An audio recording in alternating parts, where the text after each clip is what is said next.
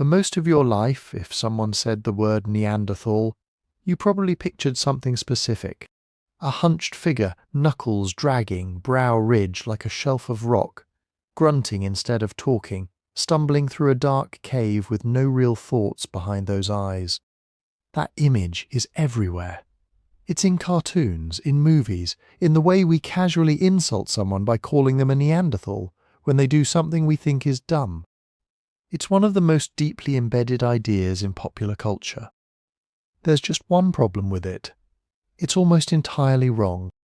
Over the last 30 years, and especially in the last decade, the picture of who Neanderthals actually were has been quietly and completely transformed. Not adjusted around the edges. Transformed.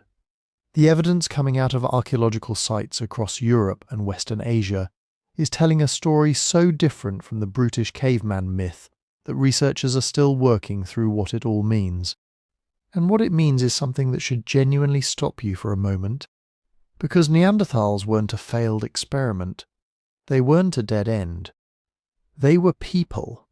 Not identical to us, but not the grunting shadows we imagined either. They cared for their injured. They buried their dead.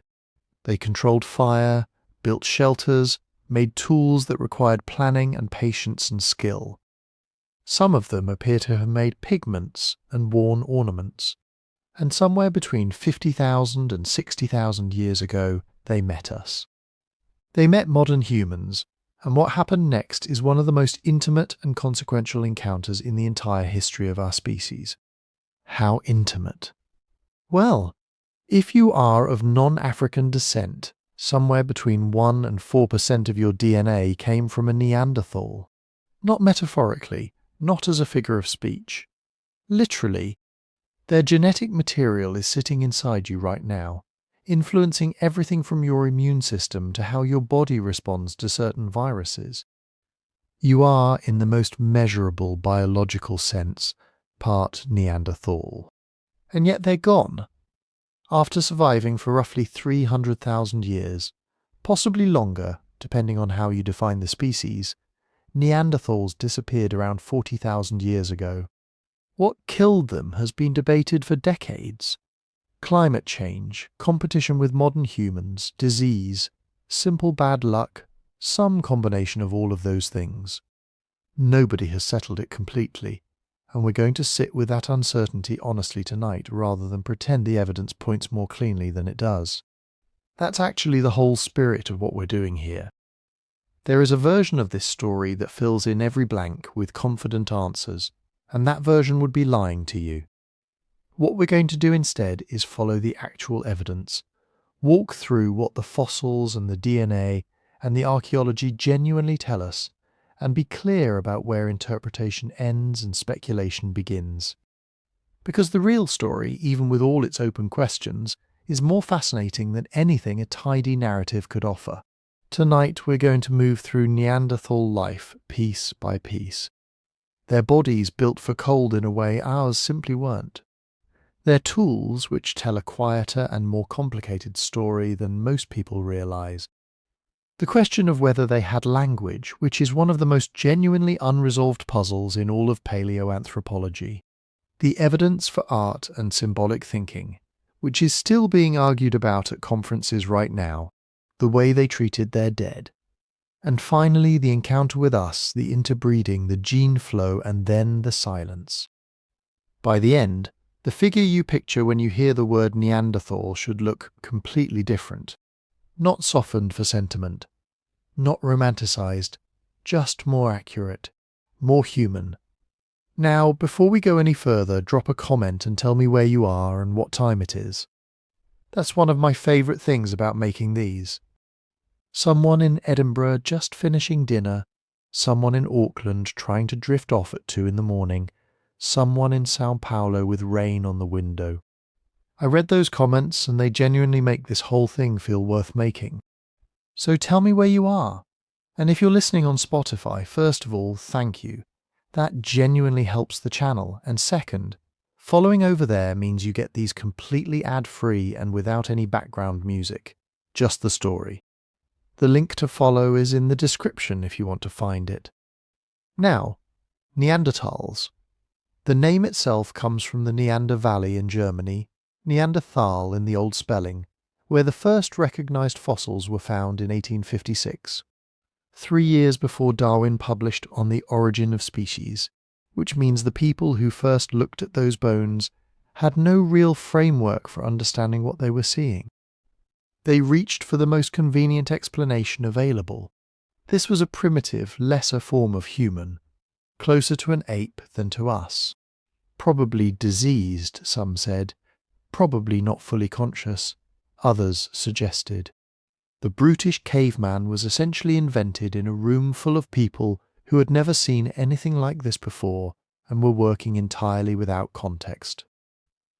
We have a great deal more context now. We have DNA pulled from 50,000-year-old bones. We have high-resolution scans of Neanderthal skulls that reveal details about brain shape and inner ear structure. We have chemical analysis of their teeth that tells us what they ate, where they grew up, sometimes even what season they were born in. We have sites where they clearly cared for individuals too injured to care for themselves, sometimes for years at a time.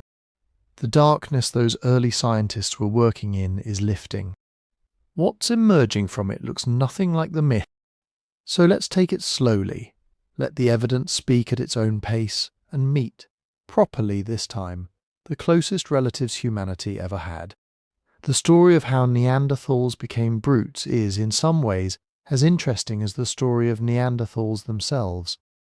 And it starts not with malice or stupidity, but with something more mundane, the wrong skeleton at the wrong moment in history, when those bones were pulled from a limestone cave in the Neander Valley.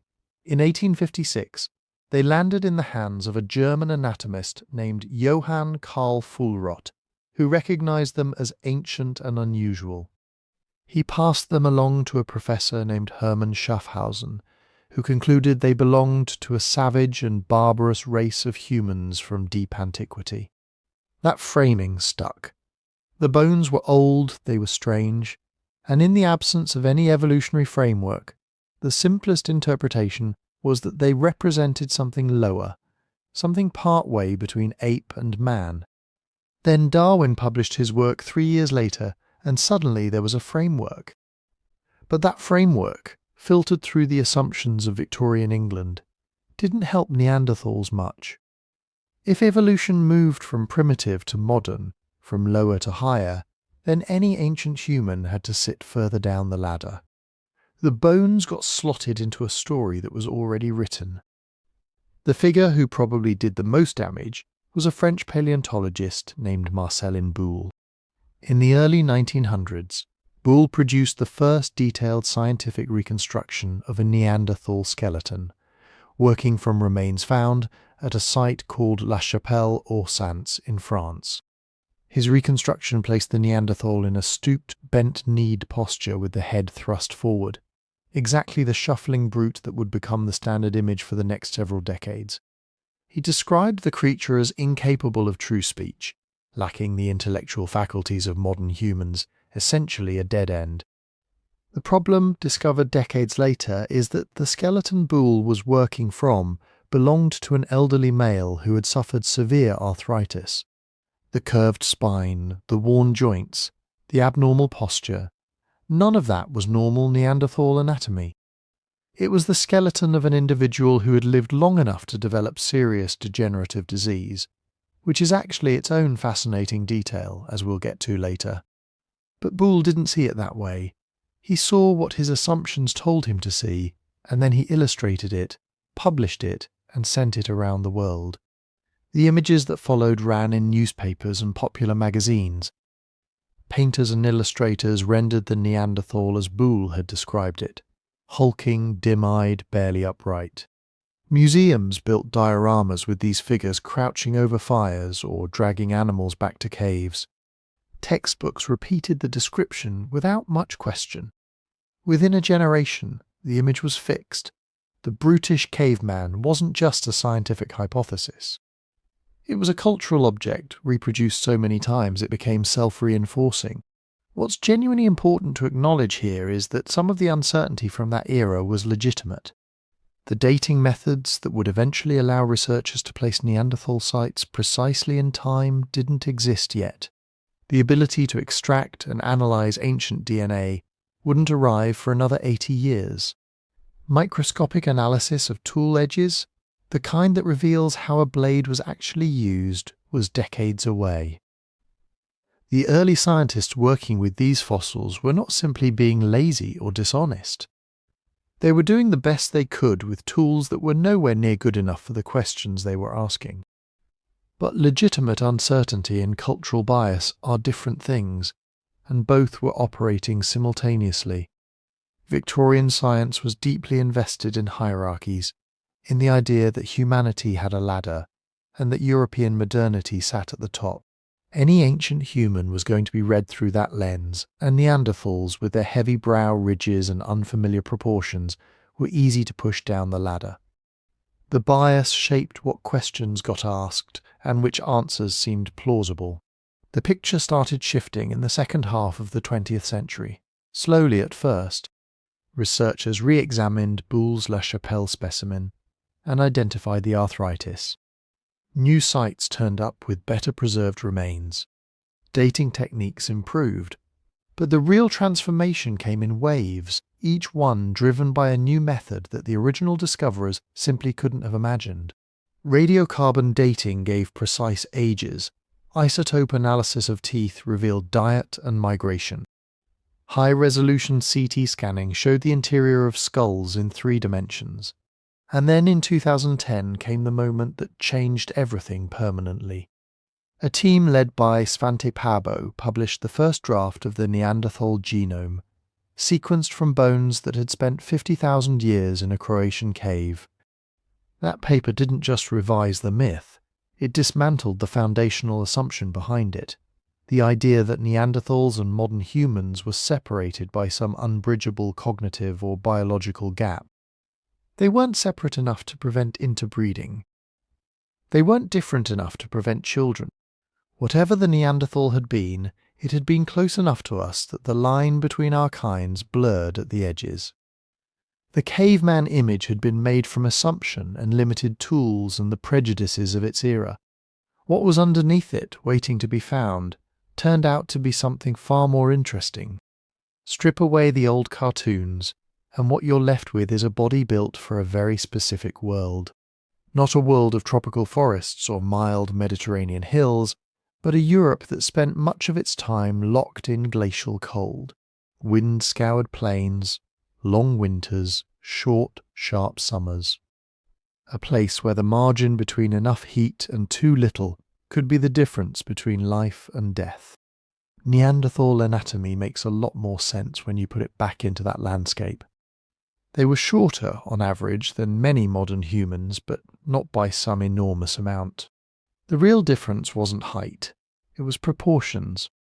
Neanderthals had wide rib cages, barrel-shaped chests, and broad, flaring pelvises. Their limbs were relatively short and thick compared to ours, especially in the lower legs and forearms. If you look at them through the lens of thermodynamics rather than prejudice, you see exactly what you'd expect from a population living in deep cold, a compact body that loses heat slowly, with less exposed surface area and a lot of room for muscle. This pattern matches what biologists see in other cold-adapted mammals. Arctic foxes and reindeer don't have long, delicate limbs. They're stocky, dense, with shortened extremities. Neanderthals fit the same rule. Their bodies were like efficient furnaces, designed to burn fuel and hang on to every calorie of warmth. That dense, powerful build wasn't just about retaining heat. It was also about moving through a very demanding environment. Neanderthal bones are thick-walled and heavily marked by muscle attachments. The ridges where tendons anchored are pronounced, the joints robust. When researchers model the forces those bones could withstand, they point to individuals who lived at consistently high activity levels, generating tremendous mechanical stress just by going about their lives. This wasn't gym strength, it was farm strength, hunting strength, hauling strength multiplied by cold. Imagine constantly walking over uneven, frozen ground, pushing through snow, carrying meat, wood, stone, children, all while bundled in whatever clothing you could make. Day after day, year after year, the skeleton records that load. It also records the cost. Neanderthal skeletons are full of injuries. Healed fractures of ribs, arms, legs, crushed bones in feet. Signs of trauma to the head and neck. The pattern has often been compared to what you see in modern rodeo riders or contact sports athletes. A life spent in close encounters with large, dangerous animals and rough terrain. Some of that damage likely came from hunting. Before the reliable spread of long-range weaponry, getting meat often meant getting close. There's evidence that Neanderthals used thrusting spears at short distances, which means you're not launching a projectile from 20 meters away. You're stepping toward a massive, panicked herbivore and trying not to be trampled or gored. Sometimes you misjudge. The bone remembers. But not all the injuries came from hunting. Slips on ice, falls into concealed hollows, rock slides, accidents around fire and stone tools. A world without safety rails or emergency rooms leaves its signature. The striking thing is not just that Neanderthals were hurt. It's that many of them healed, bones set, remodeled, knitted back together. People survived broken limbs, serious degenerative disease, even tooth loss that would make chewing difficult. That tells us they were not only strong but cared for. Someone must have brought them food, kept them warm, slowed down for them while they healed. We'll come back to that later, but the clues start here, in the fractures. If Neanderthal bodies show us their strength and their risks, their teeth show us how they ate their way through Ice Age Europe. For a long time, the dominant picture was simple. Neanderthals as hypercarnivores, almost exclusively meat-eaters, chasing herds of mammoth, bison and reindeer from one frozen valley to the next. There's some truth in that. When researchers analyze nitrogen and carbon isotopes in Neanderthal bones and teeth, they often find values similar to top carnivores like wolves and big cats. In many regions, particularly in colder, more open habitats, Neanderthals sat very high on the food chain. They weren't nibbling at scraps. They were primary predators. But as more sites have been studied, the picture has blurred in a good way. It looks less like a single, rigid lifestyle, and more like a flexible menu that changed with season and place. At some sites, especially in forested or Mediterranean environments, microscopic plant remains have been found trapped in Neanderthal dental calculus, the hardened plaque on their teeth. Starches from wild grains, residues from legumes and nuts, even traces that suggest cooking processes. Some chemical signatures hint at the use of bitter plants that might have had medicinal properties. In a few caves, charred plant fragments seem to show that they weren't just eating raw roots in desperation. They were roasting, processing, making tough foods more digestible. Isotope studies reflect this variation. Not all Neanderthals show the same extreme carnivore profiles. Some populations have signals consistent with more mixed diets, possibly including freshwater resources like fish and aquatic plants, or greater reliance on plant foods when large game was scarce. Teeth that formed in childhood can carry seasonal signatures, suggesting cycles of richer and poorer diets that matched the yearly rhythm of migrating herds and changing vegetation. Taken together, the evidence points to a species that could tune its strategy to local conditions.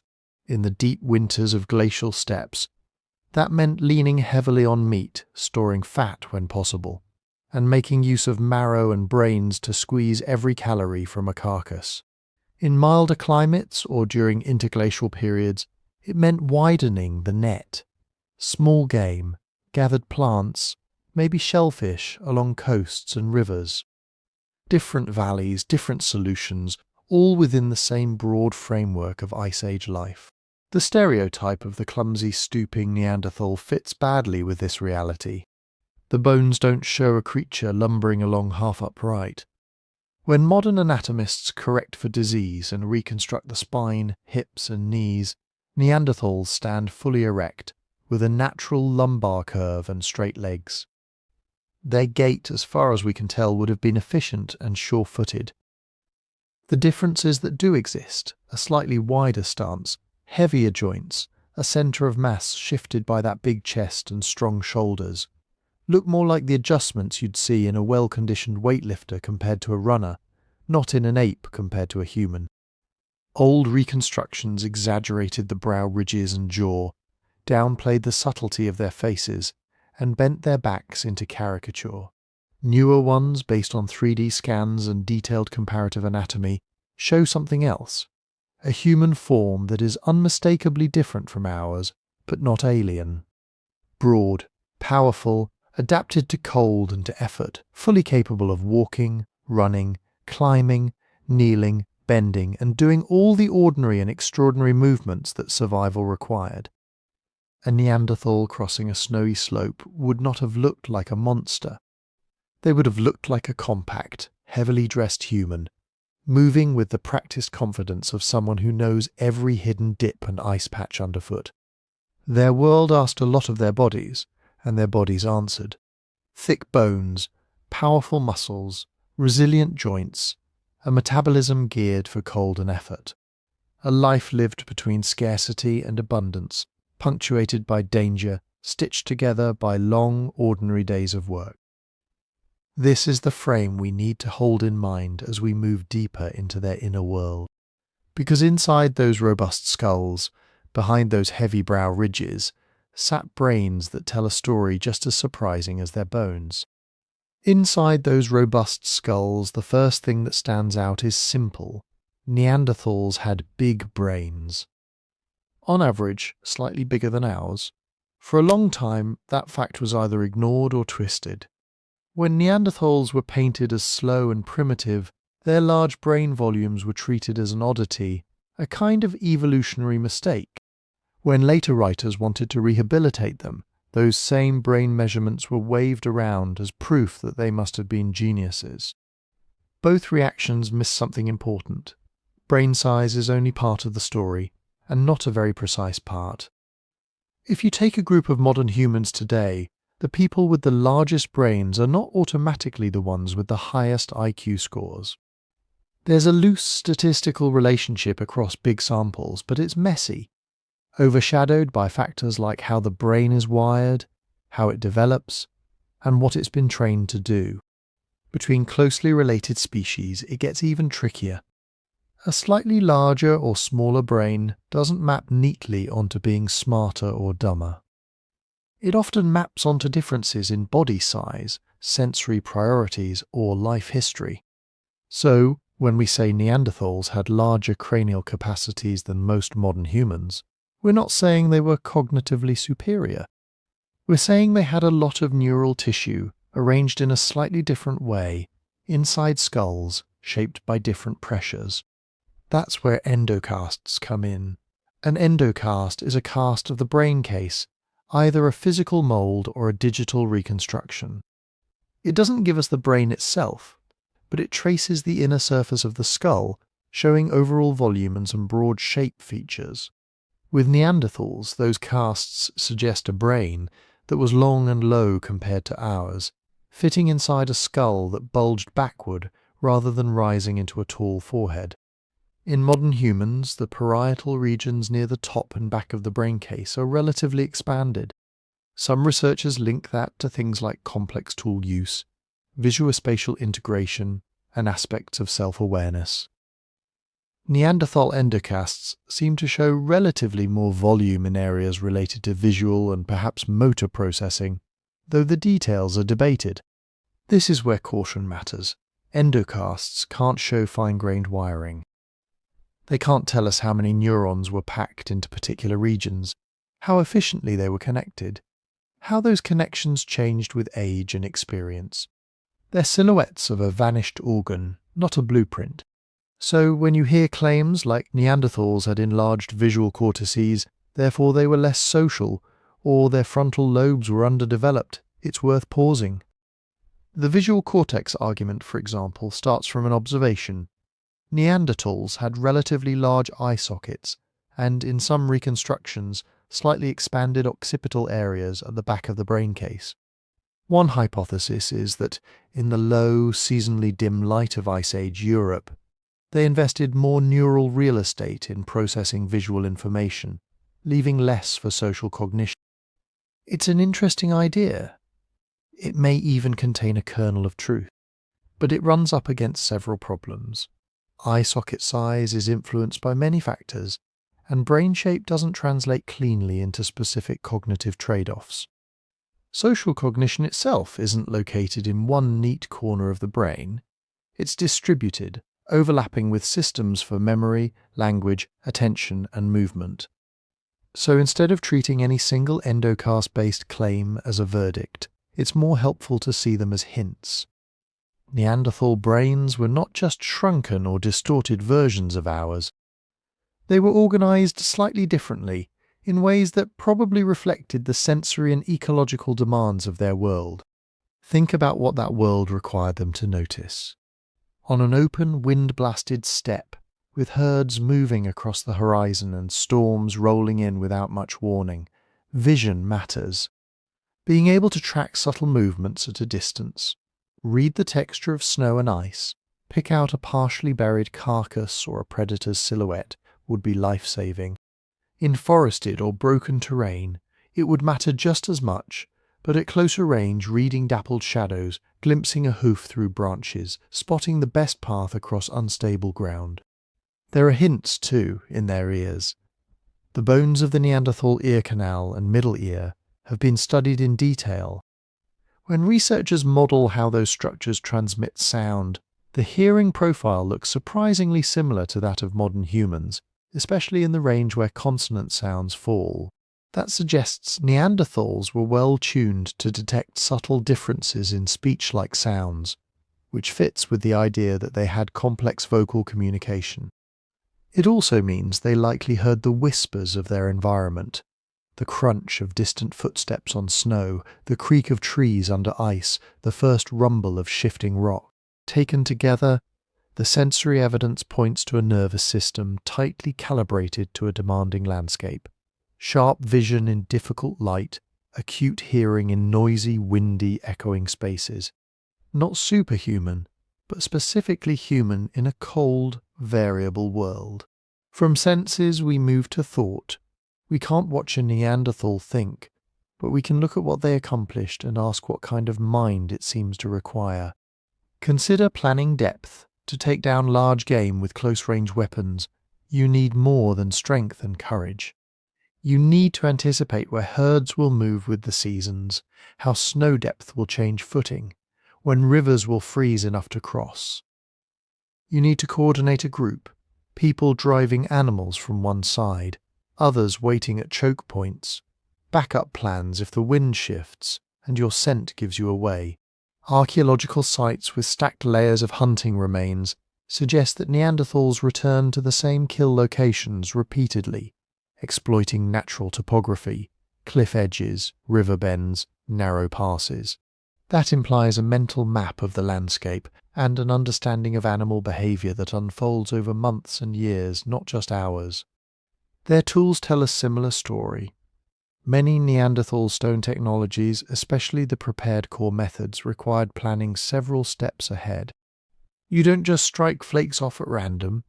You shape the core in a particular way, anticipating where each blow will travel, how many usable flakes you can produce, and what shapes they will have. You choose a good piece of raw material, sometimes transported from many kilometers away. You reserve some cores for particular tasks, conserve others, resharpen, rehaft. That stack of decisions, where to collect stone, how to transport it, which core to use for which tool, how to repair rather than discard, reflects the kind of working memory that can hold multiple steps and contingencies in mind. It doesn't look like the cognition of a creature unable to think ahead. It looks like a mind used to juggling sequences and consequences. Yet here, too, interpretations diverge. Some researchers argue that, Despite clear evidence of planning, Neanderthals may have had slightly less flexible working memory than many modern humans. The idea is not that they couldn't plan at all, but that they may have been less adept at rapidly recombining ideas, improvising novel solutions, or managing very large, complex social networks. In this view, Neanderthals were excellent at routines honed over generations, hunting particular species, using familiar landscapes, maintaining stable, small group organizations.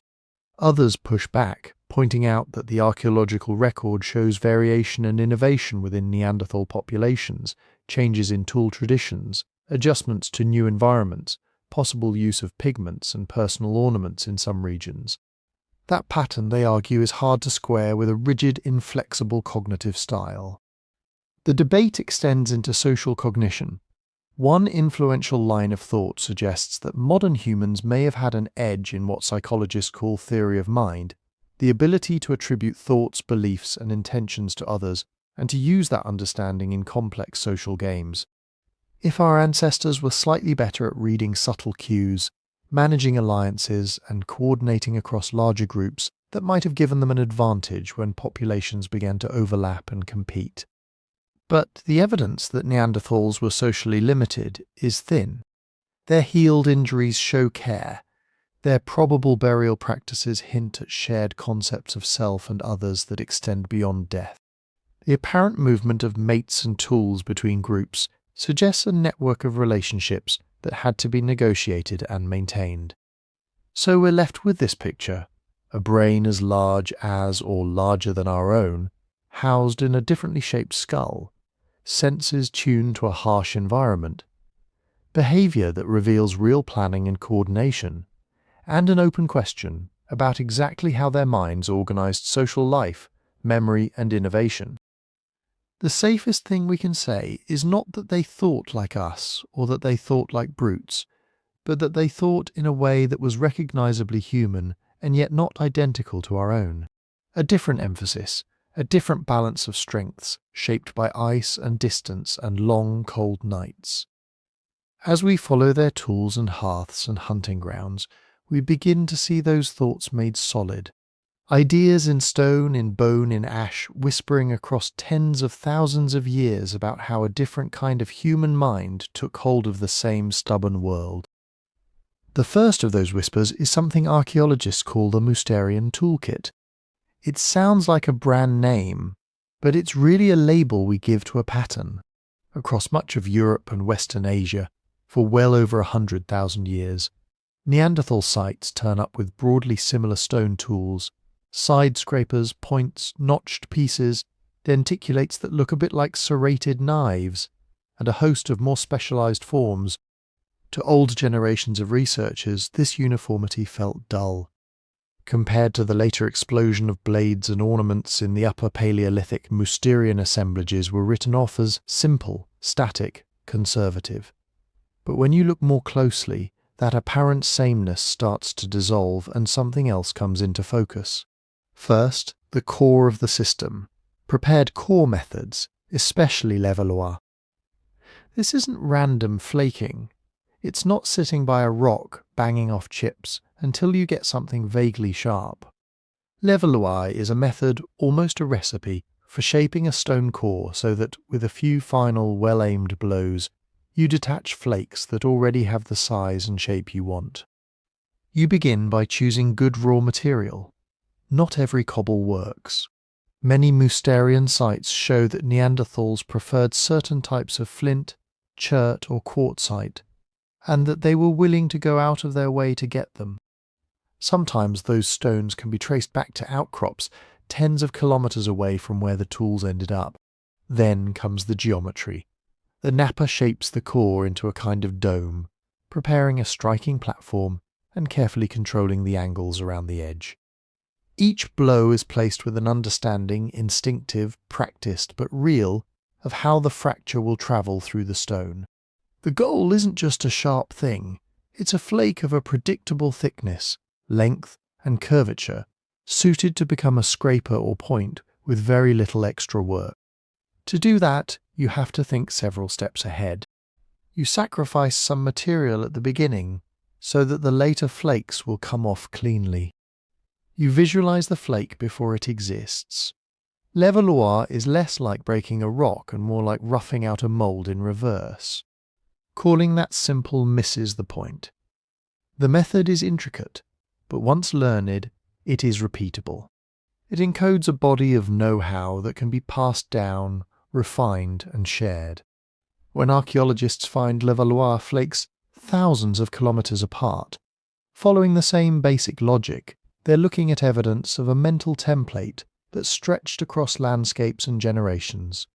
And stone was only one part of the story. Many Mousterian tools were composite. A sharp flake by itself is a knife, but hafted onto a wooden shaft with sinew and adhesive, it becomes a spear or a specialized cutting implement. For a long time it was easy to miss that, because wood and glues usually rot away.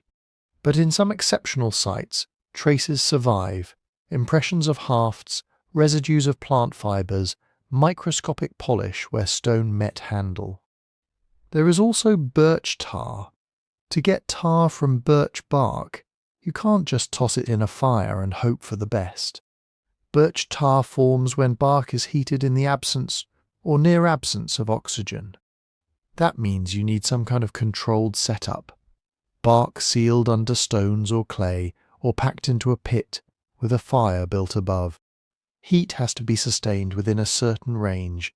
Too cool and nothing happens. Too hot and the bark burns away.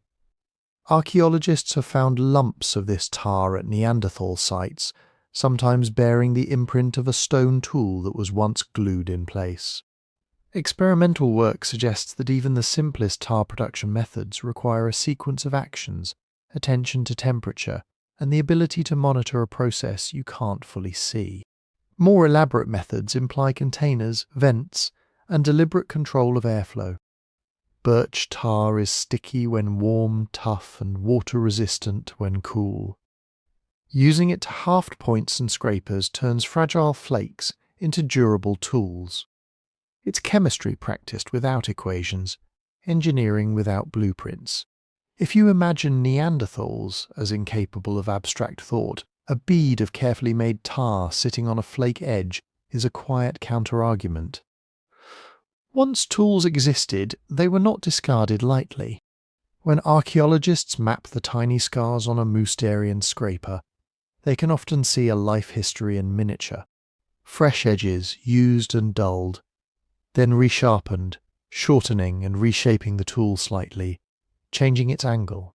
Used again, nibbled back, rejuvenated multiple times until the piece becomes too small or too awkward to hold. This pattern, repeated across sites, suggests something about how Neanderthals moved and planned. In some places you find heavy cores and initial shaping near raw material sources, with lighter finished tools transported to camps or hunting locations. In other sites you find mostly exhausted pieces, tools worked down to nubs, evidence of groups far from their quarry, squeezing every last use out of what they had carried. The choices here are about mobility and risk. Do you lug heavy stone across the landscape? Or do you do most of the heavy work where the stone lies, travelling light with finished implements? Do you invest in sturdy, maintainable pieces that can be resharpened many times, or quick, disposable flakes when you know more material is easy to reach? Those decisions change with season, with territory, with social connections to neighbouring groups. They reflect mental maps not just of space, but of resources in time, where stone will be available, where it won't, how long a hunting trip might last, who you might meet along the way. And as we zoom out, another layer of complexity appears. There is no single Mousterian. The label hides a patchwork of regional traditions. In some areas, points dominate, perhaps linked to particular hunting strategies. Elsewhere, scrapers and denticulates are more common, maybe reflecting emphasis on hide working, woodworking, or plant processing. Some regions show extensive use of local stone. Others are full of exotic materials carried from far away, hinting at wide-ranging movements or exchange. Even within roughly similar toolkits, there are stylistic differences, preferred core shapes, distinctive ways of preparing platforms, favoured edge forms. To an untrained eye, they all look like chipped rocks. To someone who studies them closely, they speak of different learning lineages, different ways of teaching and doing. This is where a quiet danger lurks in our language. When we say, the Neanderthals did this or Neanderthals used that, we risk flattening tens of thousands of years and countless communities into a single, imaginary culture. In reality, the people we call Neanderthals lived from Spain to Siberia through multiple ice ages and interglacial periods.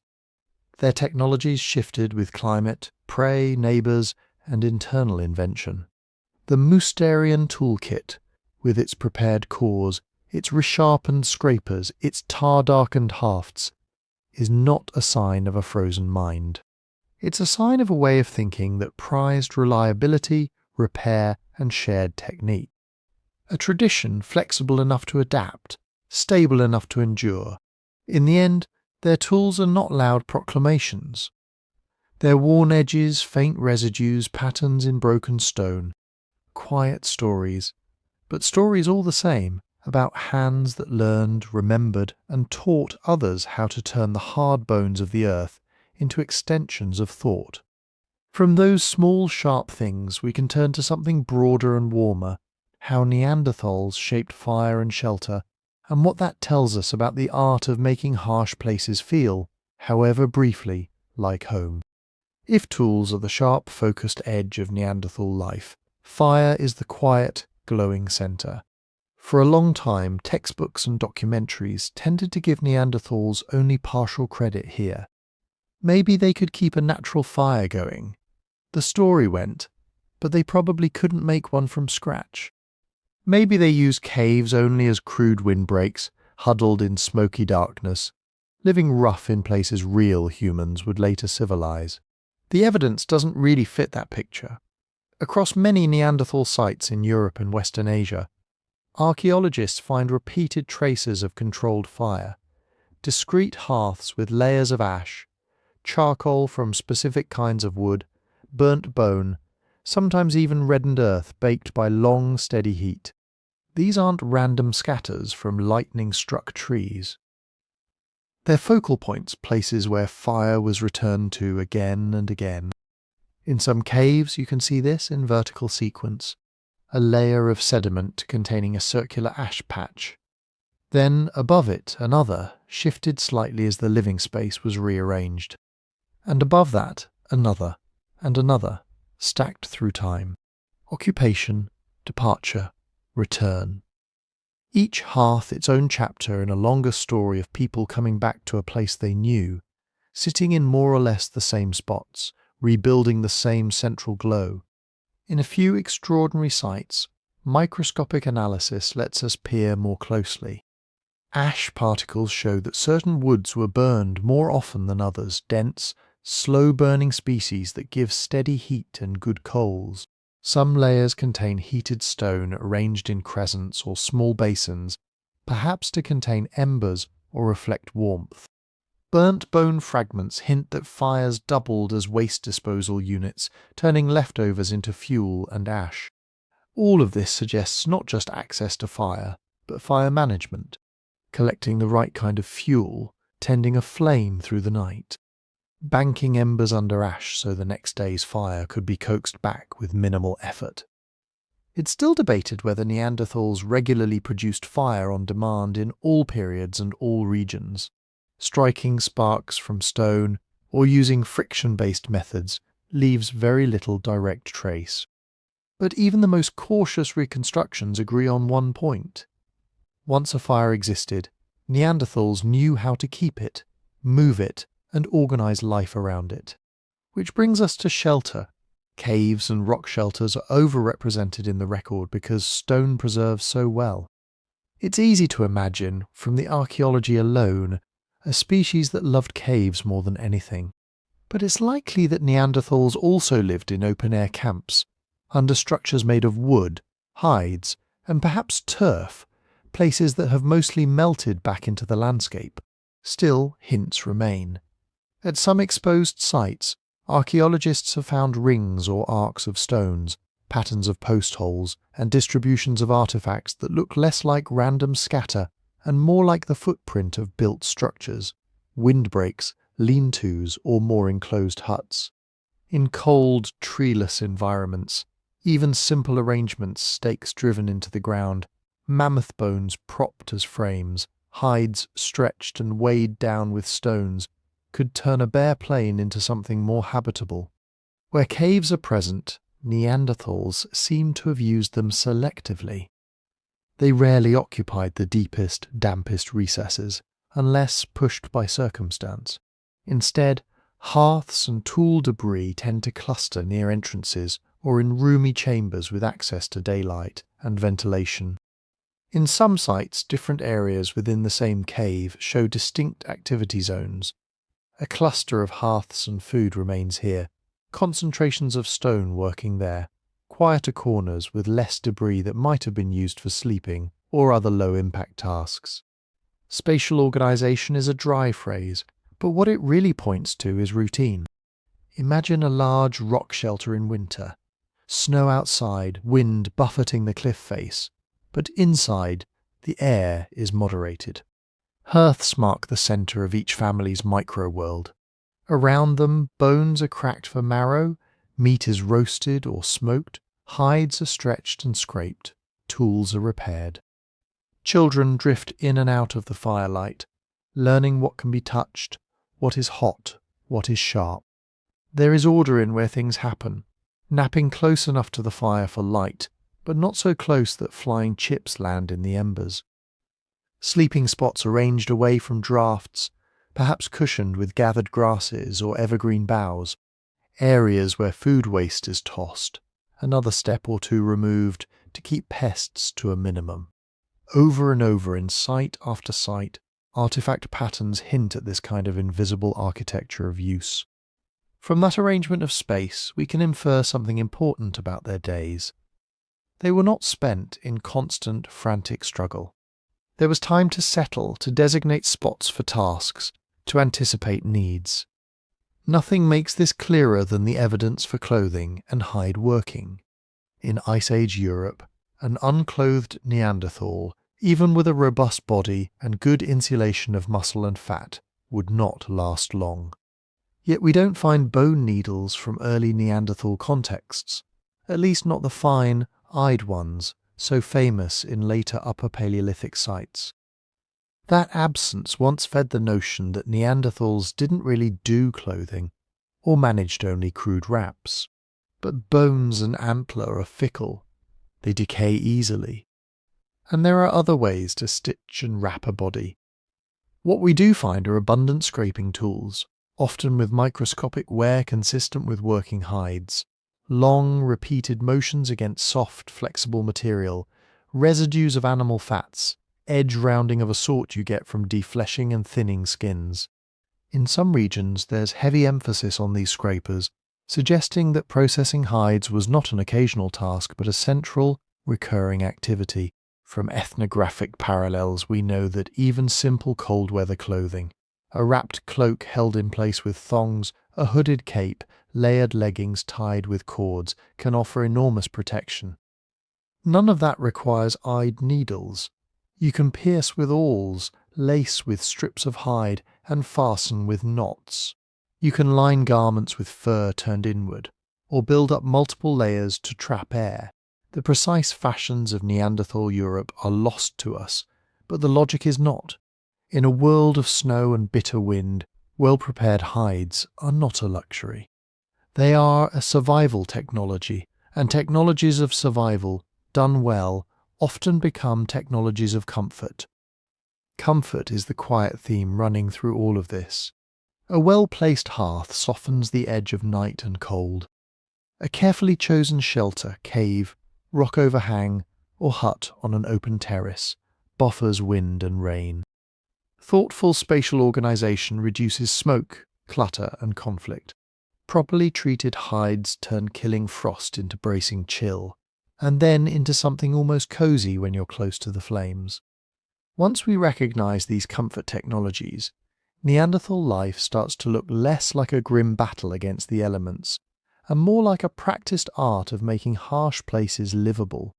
Not every day was safe, not every night was warm, but there were rhythms, routines, and small domestic achievements. A fire that catches quickly because yesterday's embers were banked well. A shelter that needs only minor repair as winter returns. A cloak that has been softened and smoked until it sheds water and hugs the body just right.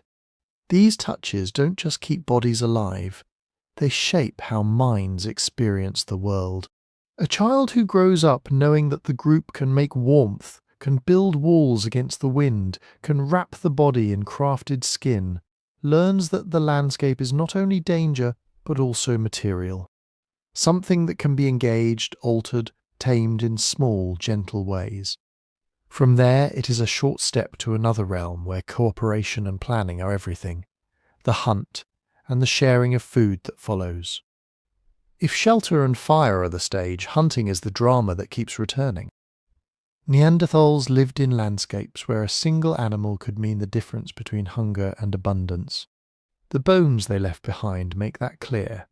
At many European sites, the remains are dominated by large grazing mammals, bison, horses, red deer, sometimes even mammoth or rhinoceros. This wasn't a diet built mainly on berries and rabbits. It leaned heavily on big, dangerous bodies moving across open ground. How they got those bodies has been a subject of long debate. Early on, some researchers suggested that Neanderthals were mostly scavengers, picking at carcasses left by lions and hyenas. That idea fit an outdated picture of them as less capable than later humans, always one step behind, living off leftovers. But when archaeologists began looking closely at the evidence, the story shifted.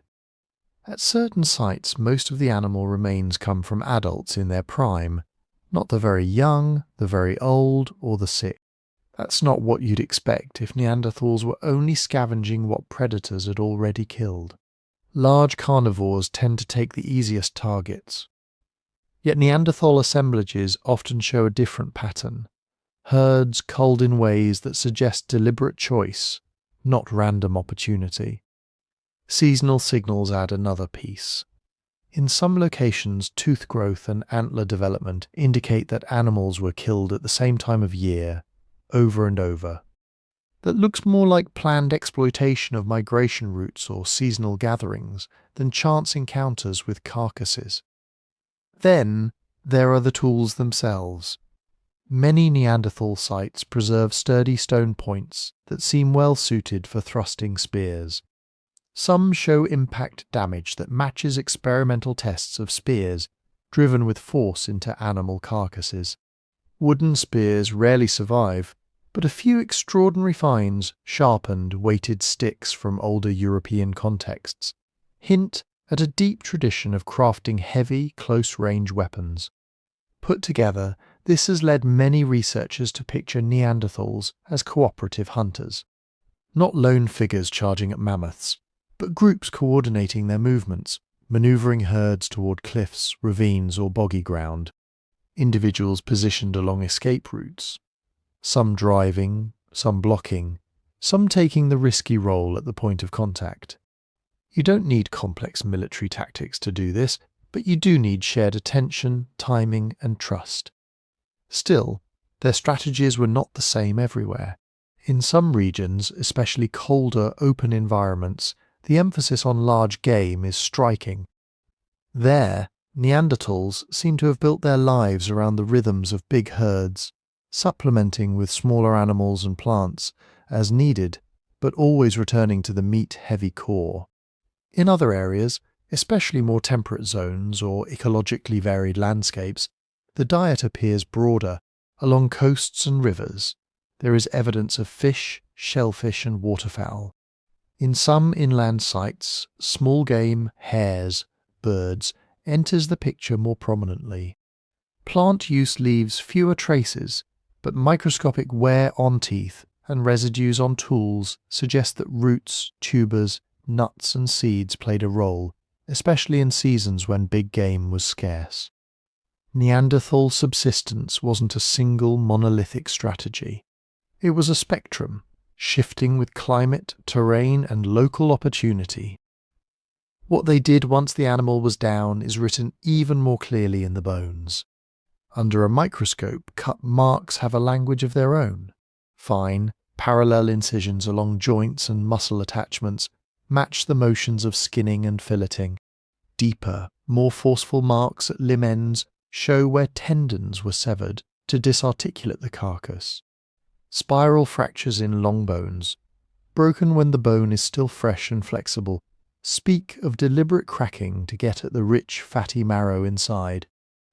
At many Neanderthal sites, this pattern is consistent and systematic. It suggests practiced routines. Skin the animal a certain way, remove particular cuts in a specific order, transport the most valuable parts back to camp. Sometimes the distribution of bones within a site shows that only select portions were brought home, while less nutritious parts were left at the kill spot. Even skulls bear traces of careful work.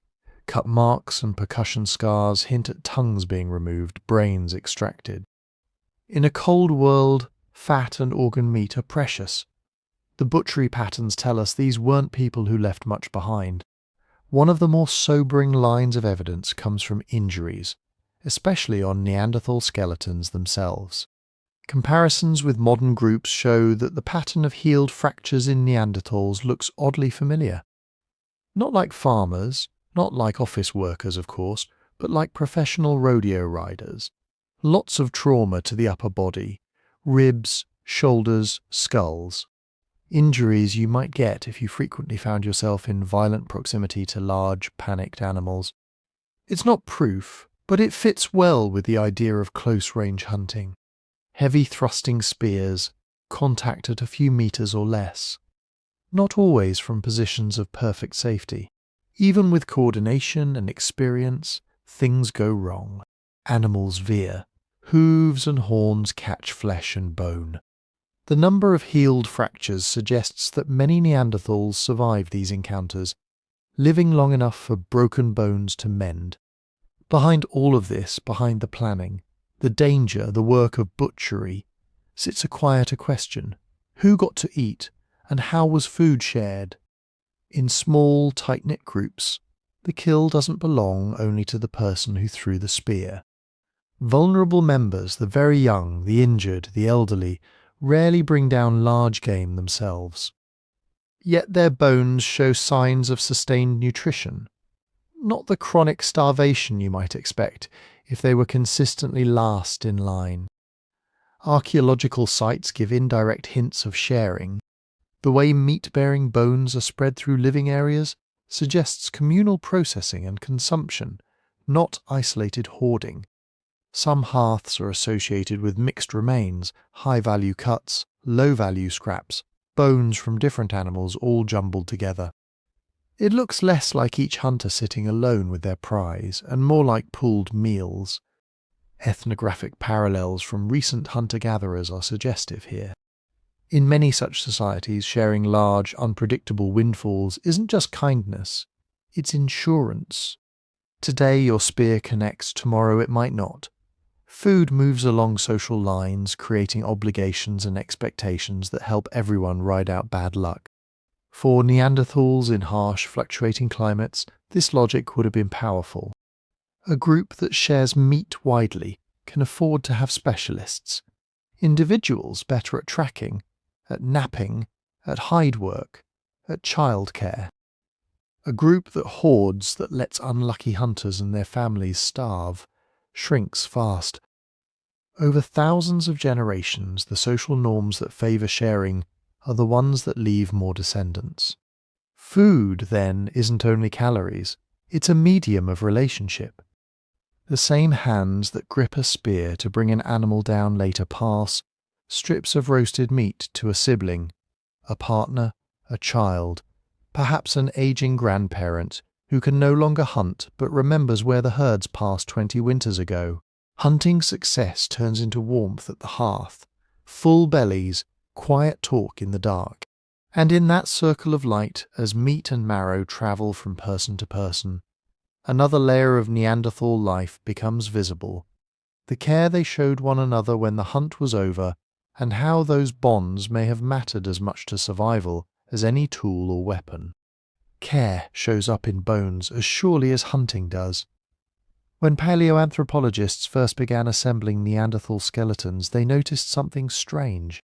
Again and again they found individuals who had suffered serious injuries or impairments and lived with them for years. One of the most famous cases comes from Shanidar Cave in what is now Iraq.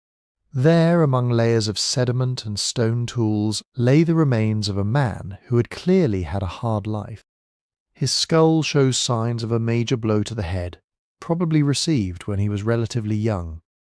The injury seems to have damaged the right side of his brain. His arm on that side is withered and deformed. His right hand is gone, likely lost long before death. His foot and leg show evidence of trauma and degenerative changes. He was probably partially blind. He almost certainly limped.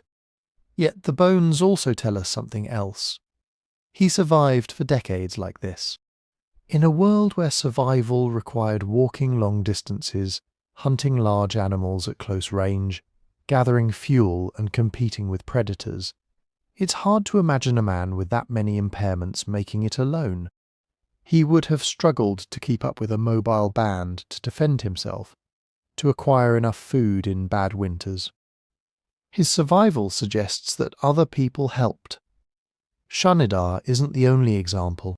Across Neanderthal sites in Europe and Western Asia, researchers have catalogued multiple skeletons with healed fractures, spinal damage, joint disease, and degenerative conditions that would have limited mobility or strength. Ribs knit back together, long bones that broke and then fused in misaligned but functional ways. Vertebrae worn down to the point where every step must have hurt. These individuals didn't just scrape through a few weeks after injury. Many lived long enough for significant bone remodeling to occur, sometimes for years. Some appear to have reached what, for Neanderthals, would count as old age. So, what does care look like in a small mobile hunting group? It probably didn't resemble a modern hospital. There were no written medical traditions, no sterilized tools, no formal systems of nursing. But even simple, consistent acts could make the difference between life and death. Someone has to bring water to the person who can't walk easily. Someone has to share extra portions of food while a broken leg mends. In cold climates, someone has to help keep them near the warmest part of the fire, adjust their sleeping furs, change their position so sores don't form on one side. During moves between camps, others may have slowed the pace, carried more weight to compensate, or, at least for shorter distances, physically supported the injured. Among recent hunter-gatherer groups, such tasks are often distributed. Close kin do much of the day-to-day work, but the whole band adjusts around the vulnerable person, limiting the range of foraging trips, arranging camp layouts so that those who can't move well still stay within the social centre. It's reasonable to imagine something similar among Neanderthals. And care isn't only for the catastrophically injured. The skeletal record also shows signs of chronic conditions, arthritis, dental problems, wear and tear in hips, knees and spines that suggest years of heavy labour followed by gradual decline.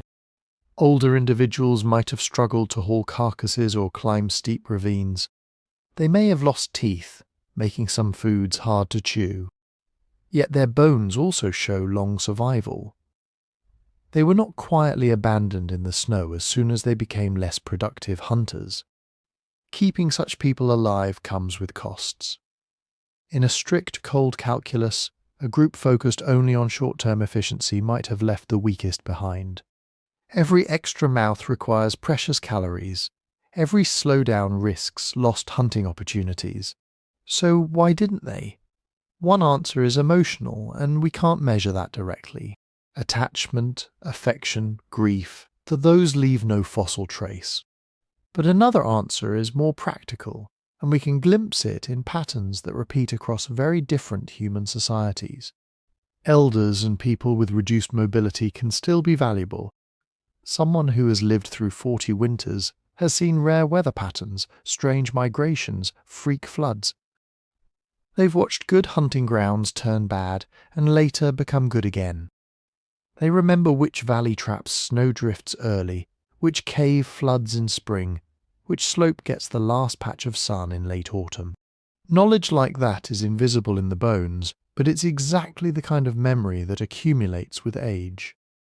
Even if they can no longer join the hunt at its most dangerous point, they can advise on where to look for herds, when to move camp, which plants help ease pain or reduce infection. They can craft tools while others hunt, repair clothing, process hides, watch children. They can tell stories that encode warnings and opportunities in narrative form, making complex information easier to remember for the young. In small groups, every bit of skill matters. A person who has spent decades knapping stone may be a master at producing reliable spear points, even if their knees no longer let them sprint. A woman who has given birth multiple times and helped others give birth brings irreplaceable knowledge during difficult labour. A person with limited mobility may become a specialist in tasks done near the hearth, cordage making, plant preparation, maintaining the fire itself. Care, then, isn't just generosity. It's an investment in accumulated experience. Over thousands of years, bands that tended their injured and valued their elders likely had a survival edge. They could draw on deeper memory during crises, maintain more complex tool traditions, preserve rare knowledge that might mean the difference between starving and finding food in a bad year. The environment Neanderthals inhabited makes this logic even sharper. Ice Age Europe was unstable, glaciers advanced and retreated. Forests shifted to steppe and back again. Animal populations boomed and crashed. In such a volatile setting, resilience depends on more than strong arms and thick bones. It depends on flexible social systems, on networks of support that allow the group to buffer bad luck. If you break your leg during a rich autumn, when herds are close and fat, your group can more easily spare help. If you fall ill at the tail end of a long winter when supplies are low, the decision becomes harder. But even then, the very existence of healed injuries tells us that, at least sometimes, Neanderthal bands chose to bear that burden. This doesn't mean their world was free of harshness. Archaeology can suggest care. It cannot tell us motives. We don't know whether an injured hunter was cherished by kin, grudgingly tolerated because his hunting skill might return, or supported because norms demanded that everyone be fed as long as possible. We also have to remember survivorship bias. The cases we see are the people who lived long enough to heal. Others with similar injuries may have died unburied, unpreserved, their bones scattered by scavengers and never found. The record is incomplete by its nature, and there's danger in projecting our own ideals onto them. It is tempting to imagine Neanderthals as either brutal survivalists who abandoned the weak, or as paragons of communal care. The truth was almost certainly somewhere in between, varying by time, place, and circumstance. Yet even with these cautions, the pattern is hard to ignore: repeated, independent cases of long-term survival with serious impairments across different regions and time periods. That pattern fits comfortably with a picture of closely knit groups that shared more than meat. People watched over each other when sickness came. They compensated, consciously or not, for those who couldn't pull their full weight. They adjusted routines, reallocated work, allowed some members to specialize in lower risk, higher skill tasks as they aged. In return, the group gained something invisible and powerful: social memory, emotional bonds, a sense of us that extended beyond immediate usefulness. In a landscape where cold and hunger were constant threats, that kind of social fabric may have been as important as any spear point. It kept knowledge alive through lean years, buffered individuals against random disaster, and allowed bands to hold together instead of fragmenting at the first sign of strain. From this angle, Neanderthal life looks less like a simple contest of strength and more like a web of mutual dependence. Thick arms and sturdy bones mattered. So did sharp tools and good hunting strategy. But underneath all of that ran quieter currents. The hand that steadies someone as they limp toward the fire, the patient teaching of a skill to a child, the decision to feed another person even when your own stomach feels hollow. Those threads of care and obligation are not unique to us.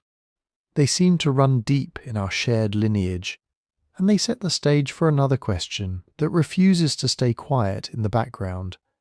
How did Neanderthals talk to one another, and what kind of language could sustain such intricate social lives in the long dark winters of the Ice Age? Language does not fossilize. There are no words in the dirt, no sentences preserved in stone. All we have are bones, genes, tools, and the quiet logic of what it would take to live the kind of lives Neanderthals clearly lived. So when we try to imagine how they spoke to each other around the fire, we have to move gently, one clue at a time, careful not to let our own voices speak too loudly for theirs. One starting point is anatomy, deep in the throat. Humans have a small, horseshoe-shaped bone called the hyoid. It anchors muscles of the tongue and larynx and helps support the movements we use for speech. For a long time, no one expected to find a Neanderthal hyoid that looked anything like ours. If they were primitive, surely their vocal anatomy would be too. Then a beautifully preserved hyoid from a Neanderthal in Kabara Cave in Israel came to light. Under close study, its shape and apparent position in the throat turned out to be remarkably similar to that of modern humans. Not identical, but close enough that many researchers now think Neanderthals had the basic hardware to produce a wide range of speech sounds, a larynx that could support complex control of pitch, a tongue anchored in a way that allows fine movements. Other skeletal clues point in the same direction. The base of the skull where the spinal cord enters is shaped in ways that suggest a vocal tract not wildly different from ours.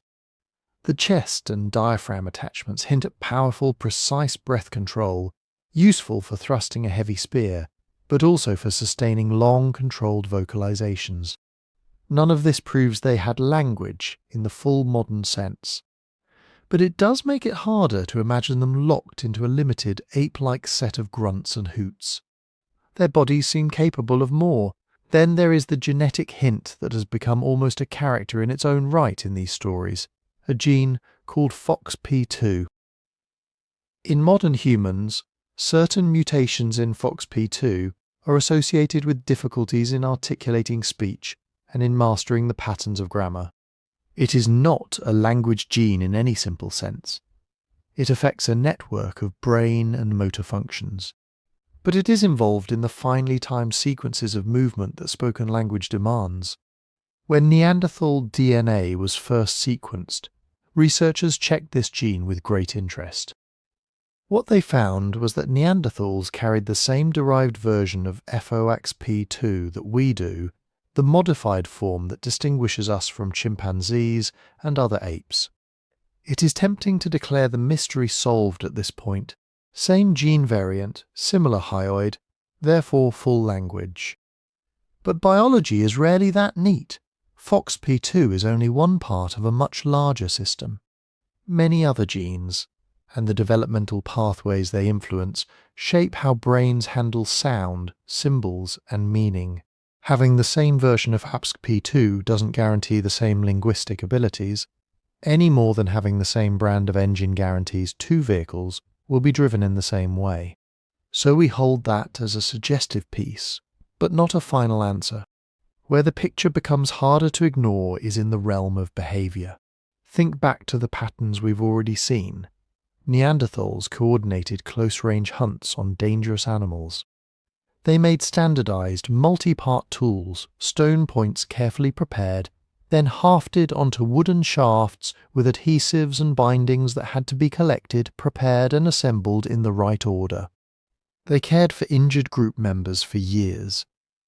They seem to have maintained bands that were large enough to be socially complex, but small enough that every conflict and alliance would be intensely personal. Their technology and styles shift in recognizable traditions over time and space, suggesting that ideas spread and were maintained across generations. To sustain that kind of world, some form of rich communication is almost unavoidable. Imagine trying to organize a group drive hunt with only a handful of simple calls and gestures. To explain a new technique for making glue from heated birch bark. To tell a child why they mustn't approach a certain cave mouth because of an invisible danger remembered from decades before. To negotiate obligations of care when food is short. Complex cooperation does not prove complex language, but it makes it very likely that Neanderthal communication systems were far beyond what we see in any other non-human animal. The question, then, is not whether they communicated richly. It's what form that richness took. One possibility is that they had something essentially like modern human language, open-ended, with the ability to combine sounds into words, and words into sentences that could express past, future, and imagined worlds. If this is right, the conversations around a Neanderthal fire might have sounded, in structure if not in exact sound, very much like conversations in any small human camp today. Another possibility is that their system was a step short of that, incredibly sophisticated, but still more constrained than ours. Perhaps they relied more heavily on gesture, posture, and facial expression, with vocalizations serving as a flexible but somewhat limited backbone. In that scenario, meaning would be distributed across the whole body.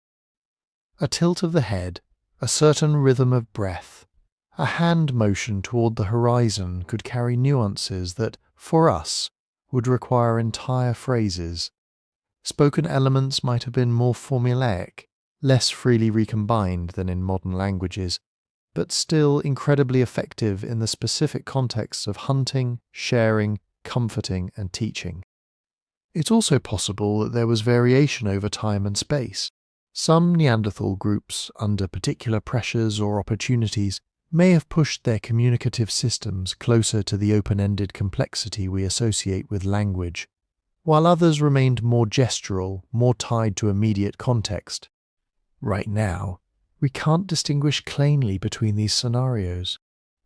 We see language's shadow, not language itself. What we can say is that there is no strong evidence for a sharp, simple divide, mute, inarticulate Neanderthals on one side, endlessly talkative modern humans on the other. The anatomical and genetic clues, combined with the demands of their social and economic lives, pull us, instead, toward a continuum. On that continuum, Neanderthals sit very near us, not down among the apes. And yet, uncertainty remains important. A hyoid bone can tell us about possible sounds, not about stories. FOXP2 can whisper about motor control, not about metaphors. A healed fracture can imply soothing voices in the dark, but it cannot replay the actual words. We can imagine them teaching children, warning of thin ice, arguing over a carcass, comforting a dying relative. We can suspect that they used names, kin terms, place names, perhaps even some kind of myth or explanation for why winter always comes back. But beyond a certain point, we are listening to echoes. So we hold both ideas at once. Neanderthals almost certainly communicated in ways far richer and more structured than any other animal we know.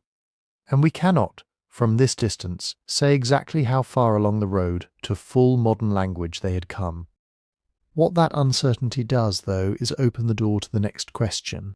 If they could share stories, even in a partial sense, if they could weave meaning across time with words, gestures, and symbols, did they leave any trace of those inner worlds outside their own minds?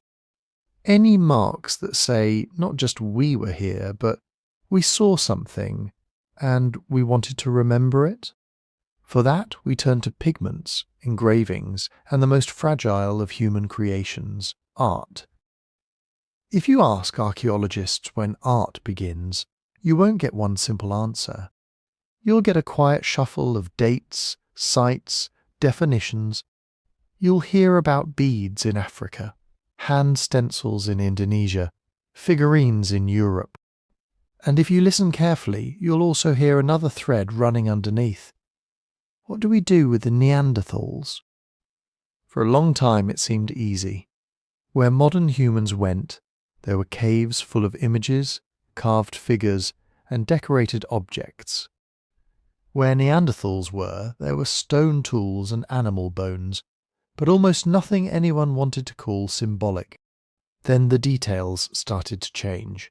One of the most stubborn little pieces of evidence is colour itself. At multiple Neanderthal sites, we find pigments, chunks of red ochre, yellow ochre, black manganese dioxide. Sometimes they're just there, in layers where they could have been carried in by accident. But sometimes they are worn, scraped, ground down as if someone had deliberately turned them into powder. There are lumps of manganese with clear facets, as though they'd been shaped into crayons. At sites in France and Spain, these pieces show striations, scoring marks, abrasion that doesn't fit with simple natural breakage. What were they doing with this colour? The safest answer is practical use. Manganese dioxide lowers the ignition temperature of wood. Powdered and sprinkled on kindling, it can make fire lighting easier. Pigments can help preserve hide, repel insects, signal territory. But very quickly we bump into contexts that don't feel purely practical. In some Neanderthal assemblages, pigments appear together with pierced animal teeth and shells. At Cueva de los Aviones and Cueva Anton in Spain, for instance, there are scallop and cockle shells that seem to have been collected, modified and painted. Some have traces of red or yellow pigment inside. One has a small hole near the edge where a thong might have passed through. These finds are associated with layers that, by some dating methods, are over 115,000 years old, well before modern humans are thought to have reached the area. If those dates hold, then Neanderthals were using pigments and shells in ways that look a lot like personal adornment long before our species arrived. But the dates are part of the problem. How do we know who made what and when? Early on, archaeologists often relied on relative dating. What layer lay above what? How styles changed over time? How different sites lined up with each other? Then, through the 20th century, radiocarbon dating became the workhorse, measuring the decay of carbon-14 in organic remains. For some famous cave paintings, radiocarbon dates on bits of charcoal seem to show that the art was the work of our species alone, made after modern humans entered Europe. Later, more precise methods complicated the story. Techniques like uranium-thorium dating can measure the age of the thin calcite crusts that form over cave art. These crusts don't date the pigment itself, but they provide a minimum age. If a calcite layer covering a red line is 65,000 years old, the red line must be older. When these methods were applied in certain Spanish caves, La Pasiega, Maltreviso, Ardales, some of the simple red marks, ladder-like shapes, and hand stencils turned out to be older than the earliest widely accepted dates for Homo sapiens in Europe. Older than us, at least as far as we can currently tell. If that's right, then Neanderthals were marking cave walls with repeated motifs, returning to particular spots to add signs or hand outlines, long before any modern human artist set foot there. Not everyone agrees. Some researchers question the sampling, the possible contamination, the interpretation of the results. Others argue that small numbers of modern humans could have been in Europe earlier than we think, quietly making marks that only later show up in tiny fragments of data. The debate matters because it touches something fragile, the boundary we draw between behaviour we're willing to call symbolic and behaviour we frame as merely practical. Engravings face the same problem. Across Neanderthal sites, we see bones and stones with lines on them. Some are simple, a few cross-hatched strokes that could be the byproduct of butchery. Others are more deliberate looking, repeated parallel grooves intersecting sets of lines that form a kind of geometric pattern. At Gorham's Cave in Gibraltar, there's a famous set of deeply incised lines on a rock surface in a Neanderthal level. The grooves cross each other at specific angles, with a degree of regularity that suggests planning. Someone knelt there and carved, stroke after stroke, far more than needed to cut meat or sharpen a tool. Is that art? It depends on what we demand from the word. If art must depict something, a bison, a human, a recognizable figure, then these marks fall short. If art must be purely aesthetic, with no practical function, we may never be able to prove that any ancient piece qualifies, including many early Homo sapiens objects. If, instead, we think of symbolic behavior more broadly as the intentional use of marks, colors, or objects to stand for something beyond themselves, to signal identity, group membership, memory, or meaning, then the Neanderthal record begins to look less empty. Pigment-worn shells that cannot be eaten. Eagle talons with cut marks, possibly strung as pendants. Carefully engraved lines in places that are hard to reach, as if privacy, ritual, or acoustics mattered. Repeated use of caves whose depths serve no obvious functional purpose. None of this forces a conclusion. Each object has alternative explanations. Each date carries some margin of error. That is why the arguments in the literature are often so intense. They are not just about shells and lines, but about where we place Neanderthals on that mental map between utilitarian and symbolic. There is also the question of influence. We know that Neanderthals and modern humans overlapped in time and space in parts of Europe and Western Asia. We know they exchanged genes. It would be strange if ideas never crossed those same boundaries. Some researchers suggest that wherever we see abrupt changes in material culture, new kinds of ornaments, novel bone tools, different pigments, those shifts might reflect contact. Modern humans learning from Neanderthals, Neanderthals imitating, adapting, or blending things they saw modern humans doing. Or both groups drawing separately but in parallel on the same underlying capacities for symbolism, because they shared deep evolutionary roots. In that light, the question, who invented art, starts to look less useful. It may be that both lineages inherited a brain already capable of symbolic play, of making things stand for other things. Under certain social and ecological conditions, that ability blossomed into elaborate rock art, carved figures, musical instruments. Under others, it remained quieter. A few lines carved into stone, a streak of colour on skin, a pendant that mattered deeply to those who wore it, even if we can no longer read its meaning. From our distance staring at faint red stains and stubborn grooves, we have to be careful. We can say that Neanderthals gathered pigments, used them repeatedly, modified shells and claws, and sometimes placed marks in caves where light barely reaches. We can say that, taken together with their burials and social lives, this leans strongly towards some form of symbolic behaviour. What we cannot do is step into their minds and see what those colours and lines felt like from the inside. Were they reminders of a hunt, badges of group identity, memories of the dead, attempts to speak with whatever they believed lay beyond the visible world? To get closer to that, we have to look not only at their marks on walls and shells, but also at what they did with the bodies of those they lost. When archaeologists talk about Neanderthal burials, they're not all talking about the same thing. Sometimes the word means a body placed carefully in a pit, maybe with objects around it, in a way that looks very close to how recent human cultures treat their dead. Sometimes it means only this: bones in a position that doesn't look like they were scattered by hyenas, washed away by water, or shuffled around by the slow collapse of a cave floor. And between those two ends there is a lot of space for uncertainty. Some of the most famous cases come from places like Shanidar Cave in Iraq, La Chapelle-aux Saints in France, La Farassi, Roc de Marsal, Teshik Tash in Uzbekistan, and others scattered across Europe and Western Asia. At Shanidar, several Neanderthal skeletons were found in what looked like shallow depressions.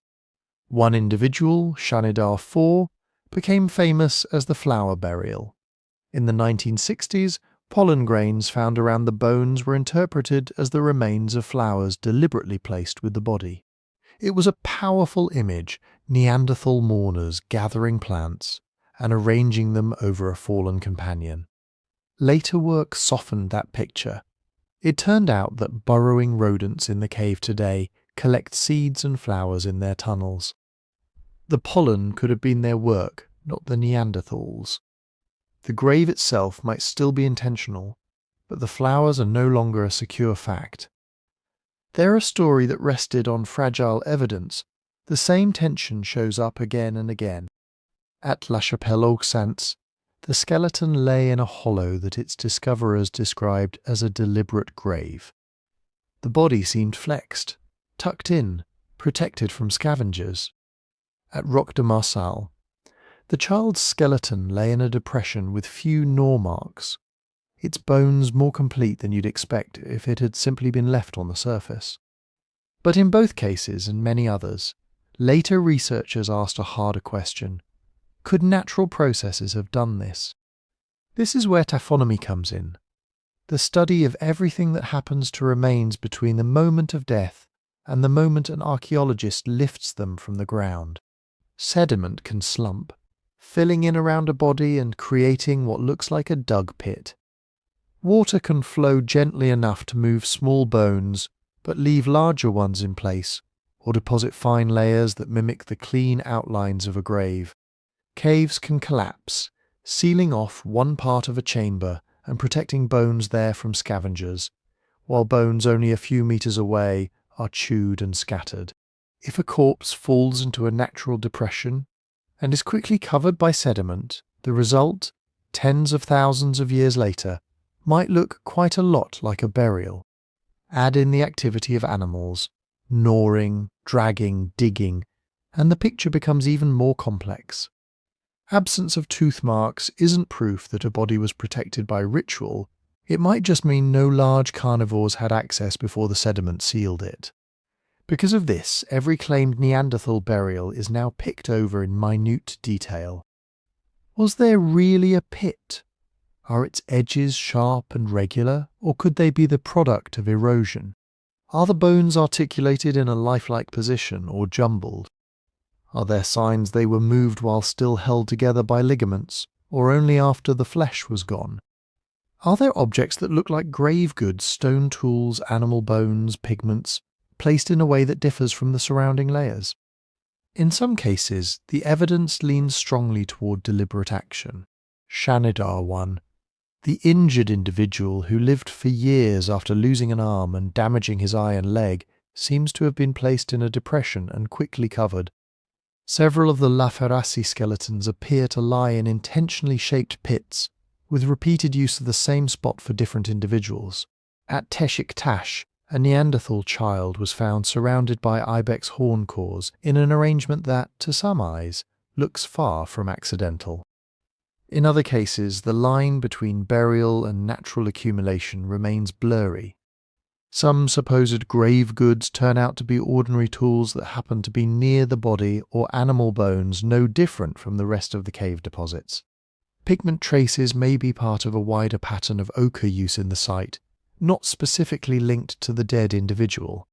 Even where pits seem likely, there is the question of intention. Digging a depression and covering a corpse could be done for many reasons: to keep predators away from a camp, to reduce smell, to prevent disease, to keep a familiar place orderly. None of those motives require a concept of an afterlife or elaborate ritual. Yet it's hard to ignore the pattern that begins to emerge when we step back. We see Neanderthal bodies that are more complete and less disturbed than most animal bones in the same sites. We see repeated placement of the dead in particular areas of caves or rock shelters. In a few cases, we see possible clustering by age or individual children here, adults there, as though the living recognized categories even in death. Layer that onto the other things we know: long-term care for disabled individuals, cooperation in hunting, the probable use of pigments and ornaments, the subtle hints of symbolism. Even if we strip away every contested flower, every doubtful offering, we are left with something striking. Neanderthals did not always treat their dead as ordinary carcasses. They sometimes moved them, arranged them, protected them from disturbance. They chose places for them. They may have returned to those places again. What does that mean? At the cautious end, it suggests strong emotional bonds. The death of a group member mattered enough to prompt work, time, and some degree of planning. That alone already places Neanderthals solidly within a continuum of social mammals who grieve, linger near bodies, or respond to loss. At the more speculative end, intentional burial nudges us toward ideas of social identity and memory. To bury someone is, in a sense, to say, this individual had a place among us. They are now in a different state, but they are still, somehow, ours. A body in a chosen spot can become a point of reference, somewhere you pass, remember, perhaps talk about. It can mark lineage, territory, belonging. We do not know what stories Neanderthals told about death, if any. We do not know whether they imagined spirits, ancestors, or journeys beyond the grave. What we can say is that, in several sites across their range, they handled the bodies of their dead in ways that look intentional against the background noise of geology and animal activity. They did something, and when you combine that something with the pigments, the occasional ornaments, the care for the injured, and the likely presence of complex vocal communication, a picture starts to form not of a people indifferent to death, but of a species for whom the loss of an individual could carry weight, memory, perhaps even meaning. To see what happened when those meanings met ours, we have to move forward in time, to the moment when two human worlds, each with their own ways of living and dying, finally stood face to face. By the time our ancestors walked out of Africa and into Southwest Asia, Neanderthals had already been there for a very long time. The dates overlap in a wide, soft blur, not a sharp line. Neanderthals were established across Europe and Western Asia from at least 400,000 years ago. Anatomically modern humans show up outside Africa in little hints and waves, maybe as early as 180,000 years ago in the Levant, then more firmly around 100,000 years ago, then again around 60,000. So instead of one dramatic first contact, what we probably have is a long series of meetings and partings across thousands of years. Think of places like the Levant, the strip of land that today includes Israel, Palestine, Lebanon, Syria, Jordan as a kind of revolving door. Caves such as Skull and Kafse show early modern humans around 100,000 years ago. Later, sites like Kibara and Amud hold Neanderthal remains. Then, still later, modern humans again. Layers of stone tools, bones, hearths, and ash, stacked one over another. Occupations that alternate, Neanderthal, sapiens, Neanderthal, sapiens. Not always living there at the same moment, but visiting, leaving, returning, sometimes perhaps overlapping in time just enough that the smoke from one group's fire might still be faintly in the air when the other arrived. Farther north and west in Europe, the picture is a little later. Neanderthals dominate the record there until about 45,000 years ago. Then in places like Italy, France, and Central Europe, something changes. New tool types appear, new ways of working stone and bone, new ornaments. Human remains with mixed or ambiguous features begin to appear in the archaeological record.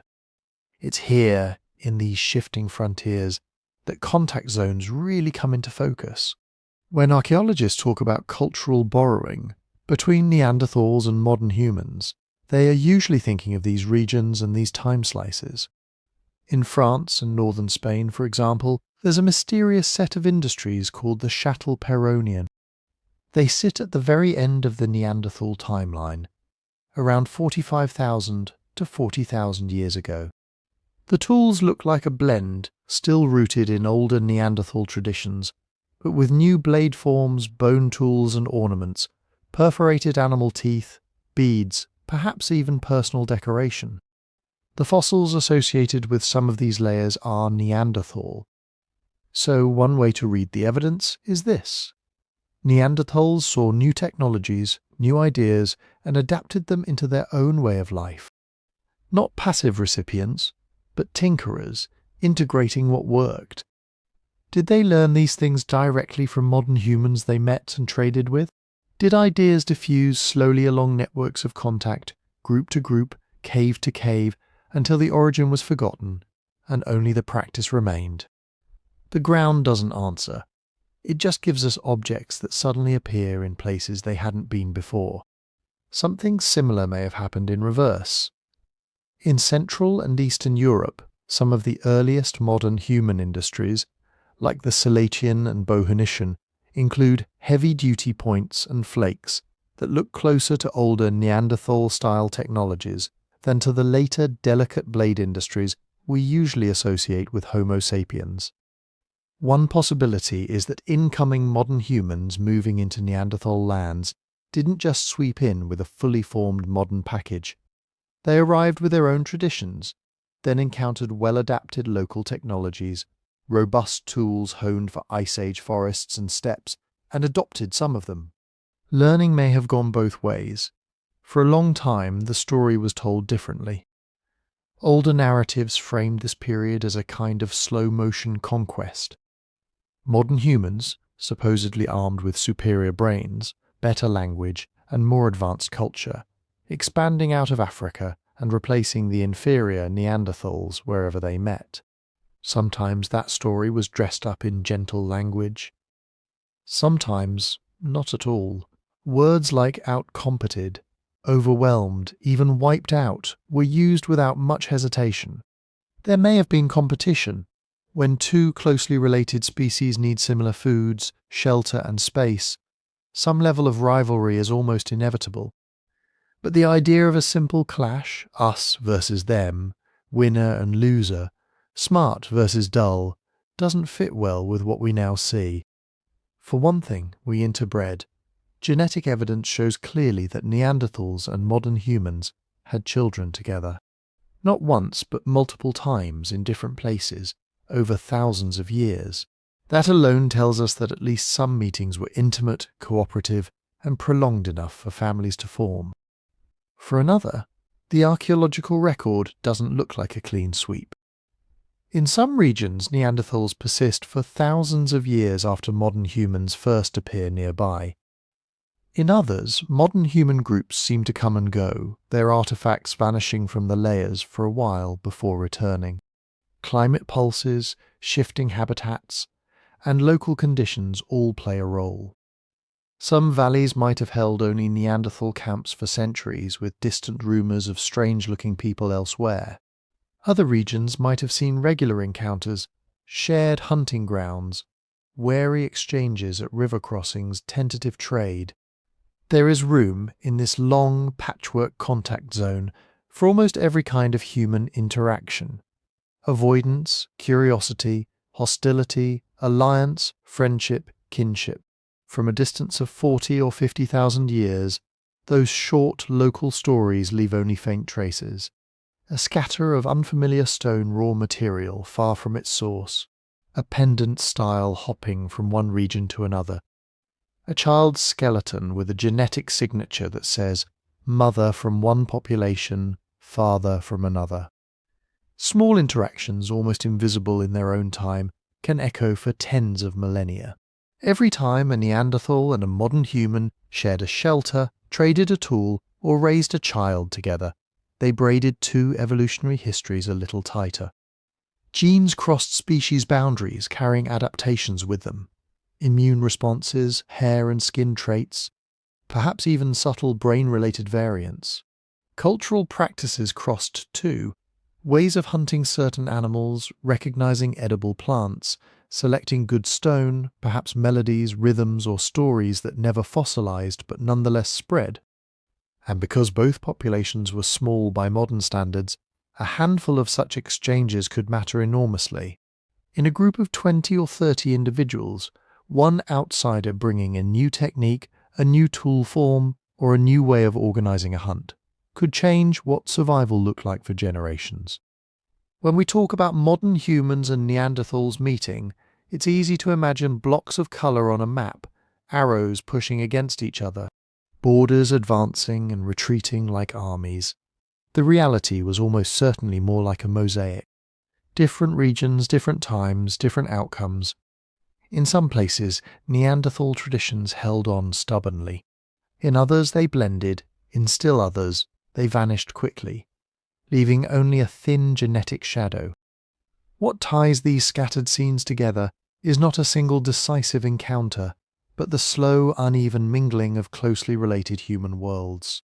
One of those worlds is ours, the other is gone, at least in the sense of skeletons and names.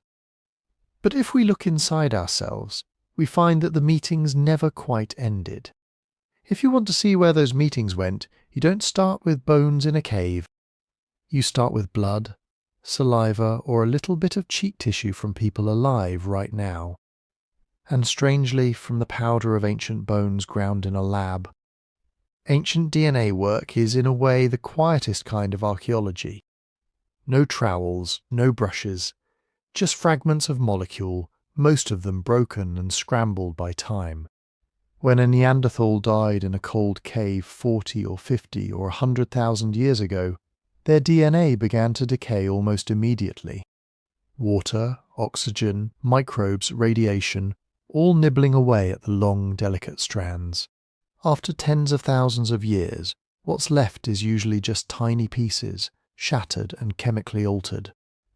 To recover those pieces, researchers take an almost painfully small sample from a dense part of the bone, often the petrous bone near the ear, or a tooth root, because those areas sometimes protect DNA a little longer, in a clean room that looks more like a hospital operating theatre than a museum.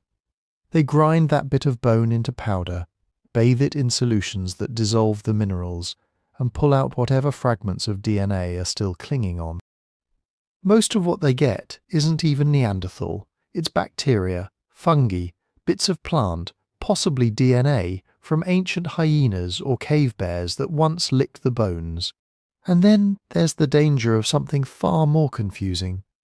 Us. Modern human DNA is everywhere, on the hands that excavated the skeleton decades ago, in dust that settled on the bones in a museum drawer, in the breath of anyone who ever handled the fossil without a mask. Neanderthal DNA and modern human DNA are similar enough that contamination can blur the picture completely. If a single skin cell from a living researcher falls into the sample, its intact DNA can drown out the faint, damaged signal from the ancient bone. That's why the precautions seem almost extreme. Full-body suits, gloves over gloves, airlocks, UV lights to destroy stray DNA on surfaces, negative controls to check whether any modern DNA has crept in. Without that obsessive care, the story written in those molecules would just be our own story reflected back at us. But when it works, when the ancient DNA is real, and the contamination is understood, those fragments become a kind of time machine. By comparing the sequences from Neanderthal bones with DNA from people living all over the world today, geneticists can trace little echoes of those long-ago meetings between populations. One of the key words here is introgression. It simply means genes flowing from one population into another, through interbreeding, then sticking around in the descendants. When a Neanderthal and a modern human had a child, that child carried a mixture of DNA from both parents. If that child grew up, survived, had their own children, and so on, then generations later, small segments of Neanderthal DNA could still be present in people who no longer thought of themselves as anything but human. And that is exactly what we see. Most people whose recent ancestry comes from outside Africa carry bits of Neanderthal DNA in their genomes, usually around 1 to 2%, scattered in patches along the chromosomes. The precise percentage varies from person to person and from region to region, but the pattern is clear. The further your family's history sits in Europe, the Middle East, or parts of Asia, the more likely it is that your genome carries little stretches that match known Neanderthal sequences closely. People whose ancestry lies entirely in many sub-Saharan African populations tend to carry far less Neanderthal DNA, because most of the mixing happened after some groups left Africa. That doesn't mean African populations are purer or untouched. Human history is complicated.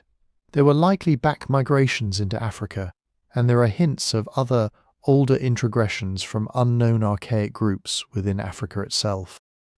But as far as Neanderthal DNA is concerned, the signal is strongest in people whose lineages spent long periods in Eurasia. Those Neanderthal fragments are not all the same. Some seem to have drifted randomly.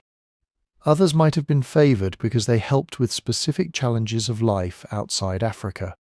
Some segments are associated with immune system genes that help recognise pathogens. Others affect how skin responds to sunlight or how hair grows. A few have been tentatively linked to traits like sleep patterns, fat storage, or even risk factors for certain modern diseases. But here we have to be careful. Modern genetics can show correlations. People with this Neanderthal-derived variant seem, on average, slightly more or less likely to have this trait or this health outcome. That does not mean Neanderthal DNA causes a disease, or that a particular ancient allele was inherently good or bad. The environment is different now. Diets, lifespans, pathogens, lifestyles all have changed. A variant that once helped someone fight off an Ice Age infection might, in a modern urban setting, slightly increase the risk of chronic inflammation. A trait that stored energy helpfully during long winters might now contribute, in a world of abundant food, to metabolic problems. So, when you hear that Neanderthal genes are linked to X, it is safest to translate that as, some people today carry small DNA segments that likely came from Neanderthals in current conditions. These segments are statistically associated with X, but they probably once did something useful in different circumstances. The deeper patterns in the DNA point to something else as well, the size and structure of Neanderthal populations themselves. Genetic diversity within a group can be used very cautiously to estimate how large and how connected that group was over time. The Neanderthal genomes we have suggest that their overall effective population size was small, much smaller than that of modern humans in Africa during comparable periods. They show signs of inbreeding, of long-term isolation, of regional fragmentation. In one famous case, the DNA of a Neanderthal from a cave in Siberia suggests that his parents were closely related, perhaps as closely as half-siblings. This doesn't mean Neanderthals were somehow degenerate or doomed. It means they lived in scattered bands, often separated by large distances and harsh climates, with relatively few opportunities for large-scale mixing. Their world was one of small, resilient communities holding out in pockets of livable habitat, sometimes connected, sometimes cut off by ice and steppe. When our ancestors met them and had children with them, it wasn't just a cultural exchange. It was a partial merging of lineages that had been diverging for hundreds of thousands of years. Those encounters stitched some of their genetic story into ours. Every Neanderthal-derived segment in a modern genome is a tiny, silent record of a specific child who once lived, a child who had one parent from one world and one from another, growing up in a landscape of mammoths, cold winds and campfire smoke. Thousands of years later, that child's direct line may have been lost, their name forgotten, their bones gone. But a small part of their DNA might still be travelling, carried inside people who have never heard of the cave where it first appeared. When we talk about Neanderthals as other, it's easy to forget this. Their genes are not just in some abstract database. They are inside many of the bodies lying quietly in the dark right now, in skin, in blood, in the cells that form your brain. The old boundary between us and them becomes softer when you look at it this way. Neanderthals are gone as a separate, visible population. Their tools lie buried. Their languages, if they had them, are silent.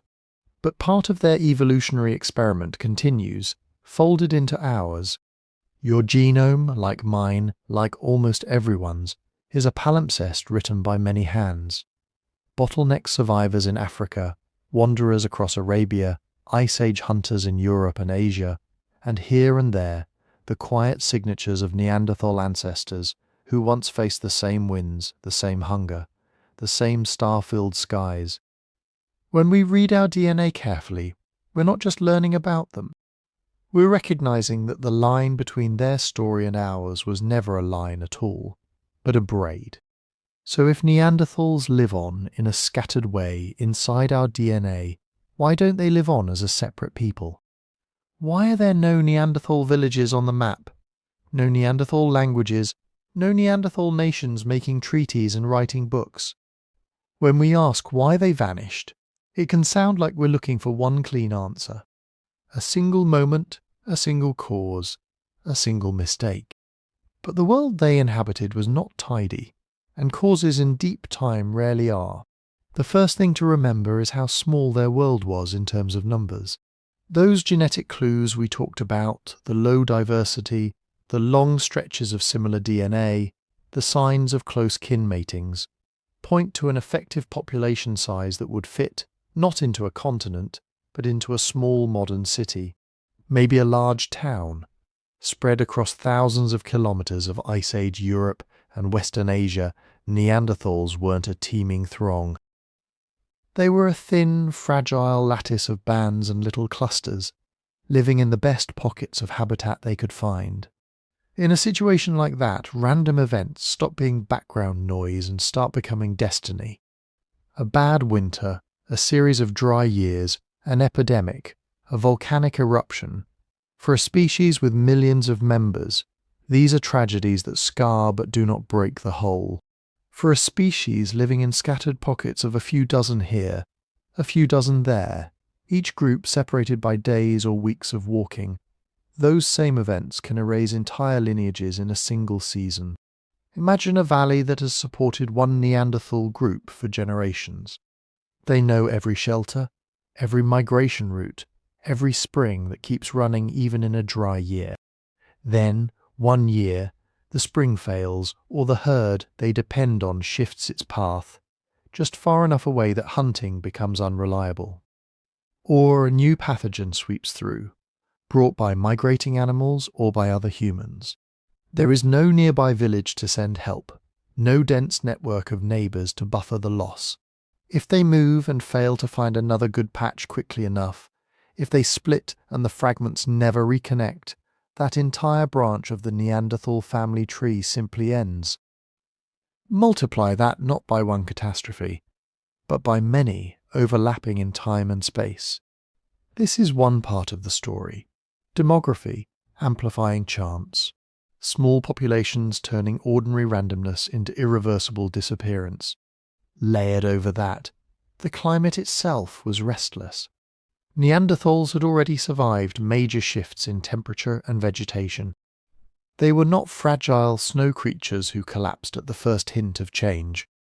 They had ridden out multiple glacial and interglacial cycles, reoccupying territories as the ice advanced and retreated. But the period when modern humans expanded into Eurasia was not a gentle one.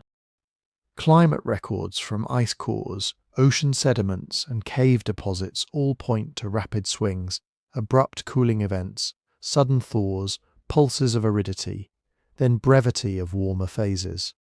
In a landscape like that, the game of survival is not just about being adapted, but about being flexible. Neanderthals seem to have been very good at a particular way of living: intensive hunting of large game in cold steppe and woodland, close use of familiar territories, deep knowledge of local resources.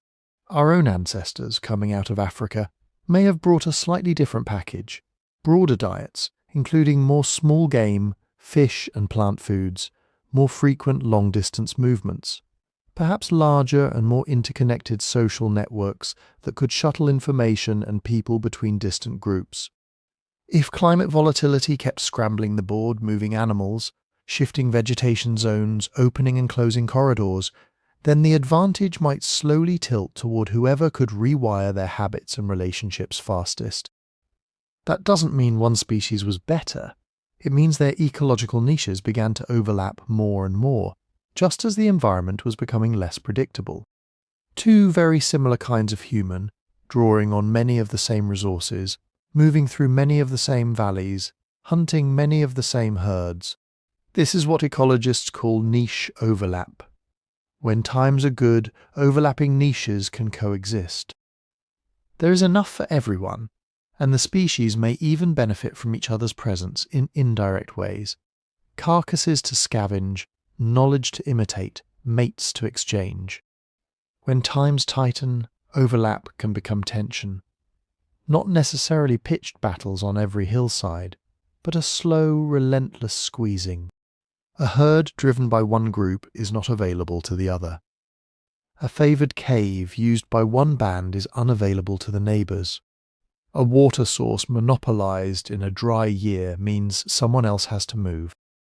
Competition in this sense is often quiet. It shows up not as dramatic scenes, but as slightly fewer surviving children in one group each generation, slightly higher risks on the edge of winter, slightly more dangerous hunts when the easiest animals have already been taken by someone else. Over thousands of years, tiny differences in survival can accumulate into large differences in presence. Another invisible player in this story is disease.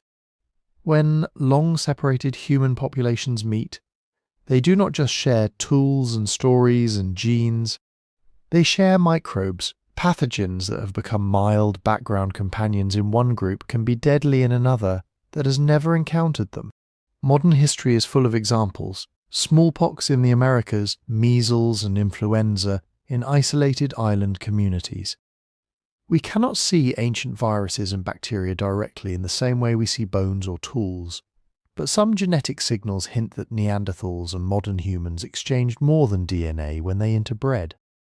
It is possible, though difficult to prove, that some epidemics favoured one population over another, simply because of who had prior exposure and who did not.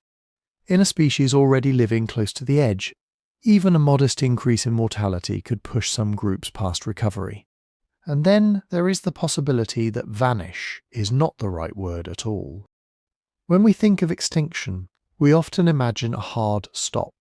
One moment they are there, the next they are gone. But the genetic evidence you're carrying right now suggests another path: absorption. Each time a Neanderthal and a modern human had a child, there was a chance that the Neanderthal lineage would continue, not as a separate tribe with its own name, but dissolved into a much larger, more numerous population.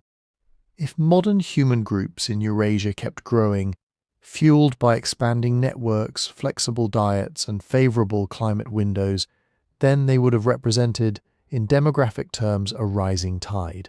In such a tide, small Neanderthal bands could be pulled in. Marriages, adoptions, alliances, kidnappings, peaceful mergers, the full messy spectrum of human contact. From the outside, looking back across tens of thousands of years, that process would look like disappearance. Neanderthal skeletal features become rarer. Neanderthal tool traditions fade.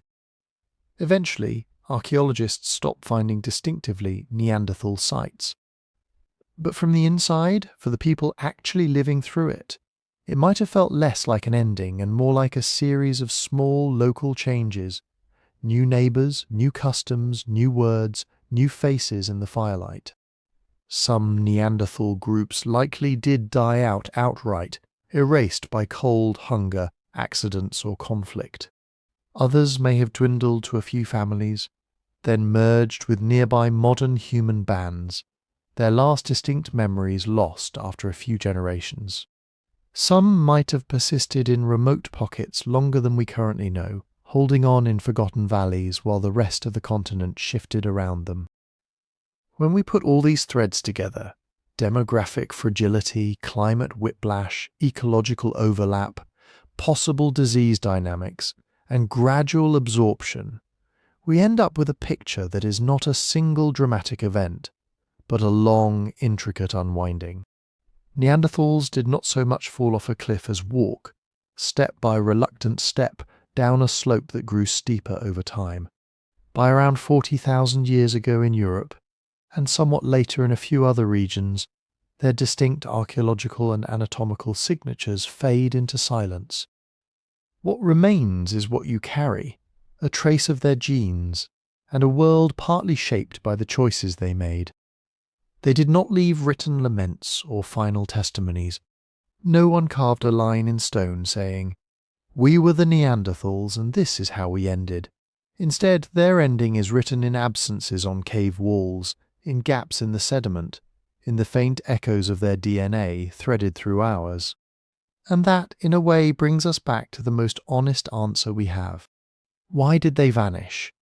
Because many small, ordinary things, weather, numbers, microbes, habits, chance meetings, stacked up over thousands of years, in a world that was changing faster than any one group could fully control. Because sometimes survival is not about being the strongest or the cleverest, but about being the luckiest in the long run. And because, at least in part, they did not entirely vanish. They changed address, moving from their own bodies into ours. For all this, there is something important we need to keep in view. Much of what you've heard in this story is not raw fact in the way that a bone exists is a fact. It's interpretation. Careful, disciplined, often very convincing interpretation. But still, interpretation. When we talk about Neanderthal minds, for example, we are looking at stone and bone and ash, and trying to see thoughts. Did they imagine the world in ways fundamentally different from us, or mostly similar? Their brains were slightly larger on average than ours, but shaped a bit differently. Some researchers argue this means they may have devoted more neural real estate to body control and vision, a little less to certain kinds of social processing. Others are not so sure. Brains do not fossilize. Endocasts and models can suggest patterns, but they can't tell us what it felt like to be inside a Neanderthal skull. It is possible that if you could somehow eavesdrop on a Neanderthal camp, you would hear conversations that sounded very much like ours in structure and complexity, just carried by different voices. It is also possible their inner world leaned a little more toward the concrete, the here and now, and a little less toward long chains of abstraction. The evidence doesn't settle it. Not yet. The same uncertainty hovers over symbolism and art. We have pigments in caves Neanderthals used, possible pendants. Scratched lines on bone and rock that might be doodles or tallies or decoration. That shell with traces of pigment, that deep cave with stalagmite rings that someone built in the dark long before modern humans arrived. Do these things mean Neanderthals told elaborate myths, painted stories on their walls, saw the world as thick with invisible meanings? Or do they mean they had a more modest, symbolic life, marking bodies and objects now and then, using colour and pattern in restrained, practical ways, with only a thin layer of abstraction over everyday needs? Some archaeologists argue strongly for rich Neanderthal symbolism, pointing to the timing of finds and the care in their preparation. Others caution that many of the clearest examples appear late, when modern humans are already nearby, and that we must untangle independent invention from influence and imitation. Again, the evidence is suggestive, but it does not close the case. Language may be the foggiest of all. Neanderthals shared with us the modern version of the FOXP2 gene that helps shape speech and language. Their inner ears, their hyoid bones, the spaces in their skulls where breath and sound moved, all look broadly compatible with spoken language. These clues make it very unlikely that they were grunting brutes limited to a handful of calls. They almost certainly spoke, but how far did that go?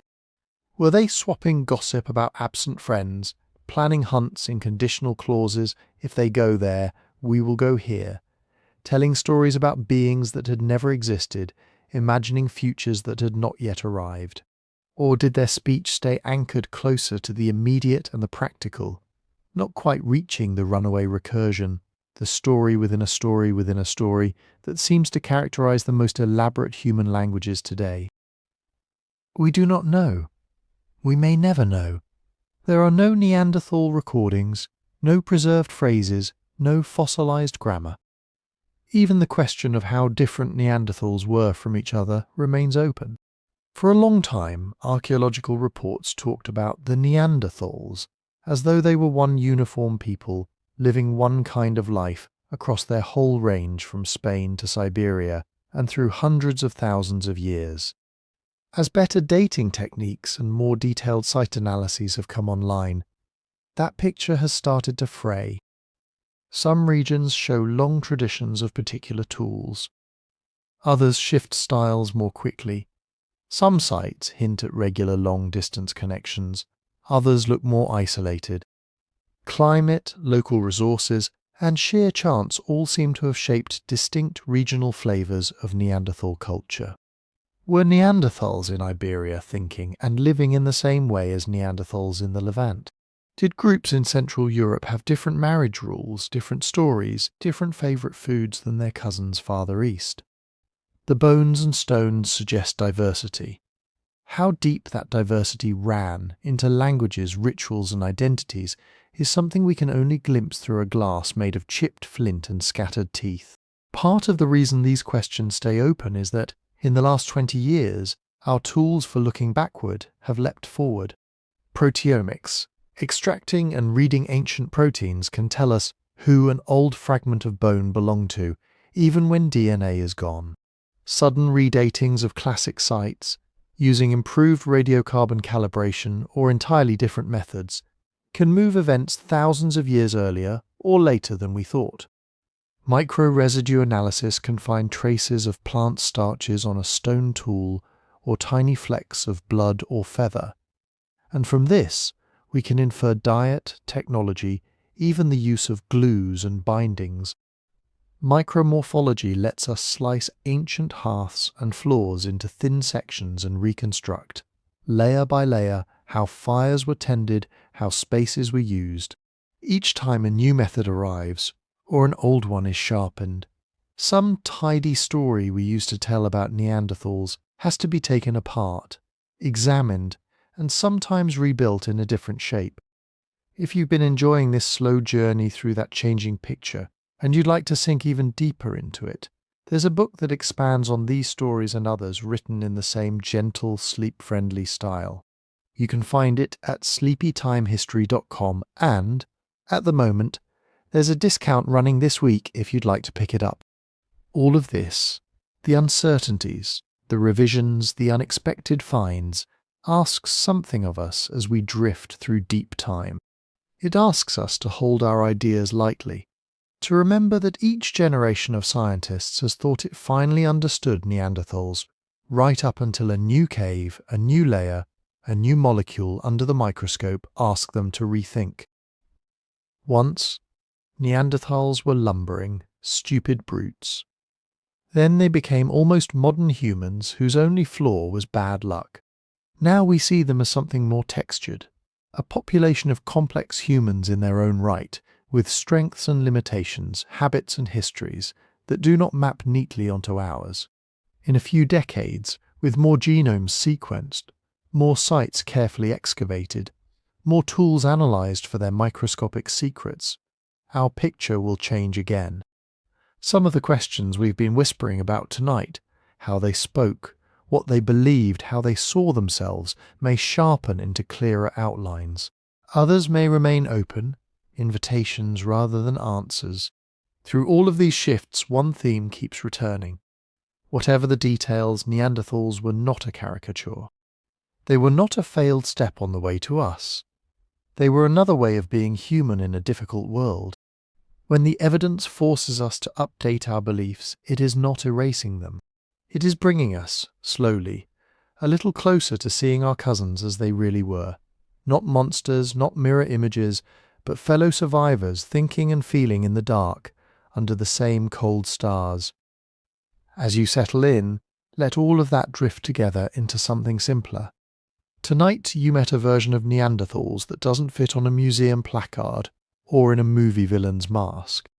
Not beasts, not just almost us, but people shaped by ice and hunger, by long winters and careful fire, by bonds of care that left traces in healed bones and tended graves.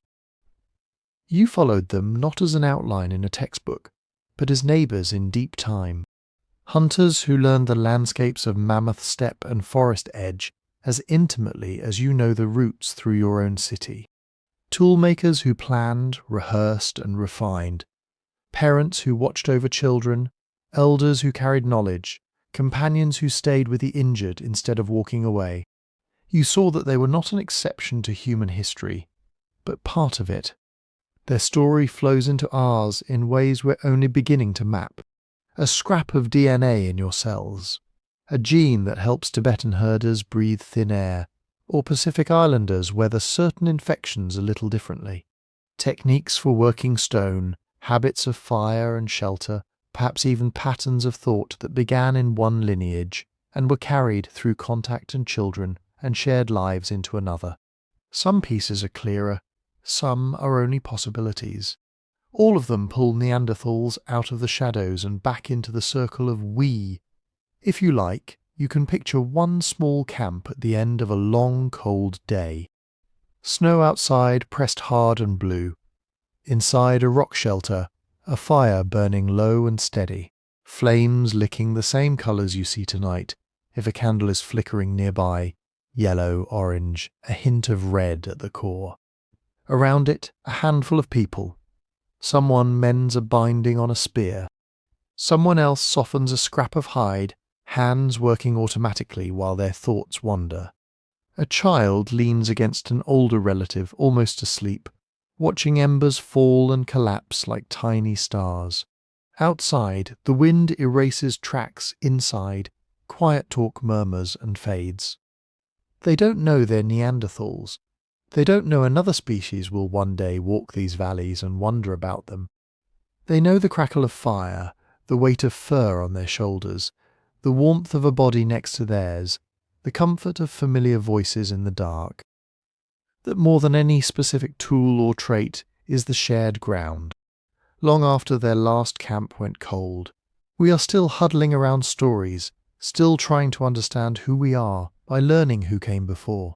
If you'd like to keep wandering through that deep past in this same gentle, unhurried way, there's a book that expands on these prehistoric secrets.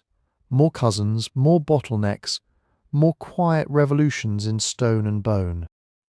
You can read more about it or pick up a copy at sleepytimehistory.com whenever you feel curious and awake enough to explore. For now, if this journey kept you company as you drifted towards sleep, it really does help if you tap like, subscribe to the channel and leave a comment. Tell me what time it is where you are and where in the world you're listening from tonight. A city, a country, a little description of your corner of the planet, layered on top of their long-vanished world. Then let the comments and the ice ages and the questions about language and art blur at the edges. Neanderthals have walked back with us as far as they can. Their footsteps fade into ours. Their fires go out and ours remain. So we'll let the past grow quiet again. Good night to the people of the ice and the caves. Good night to the shared human past that still sleeps inside our bones. And good night to you, wherever you are, under whatever sky, listening in the dark.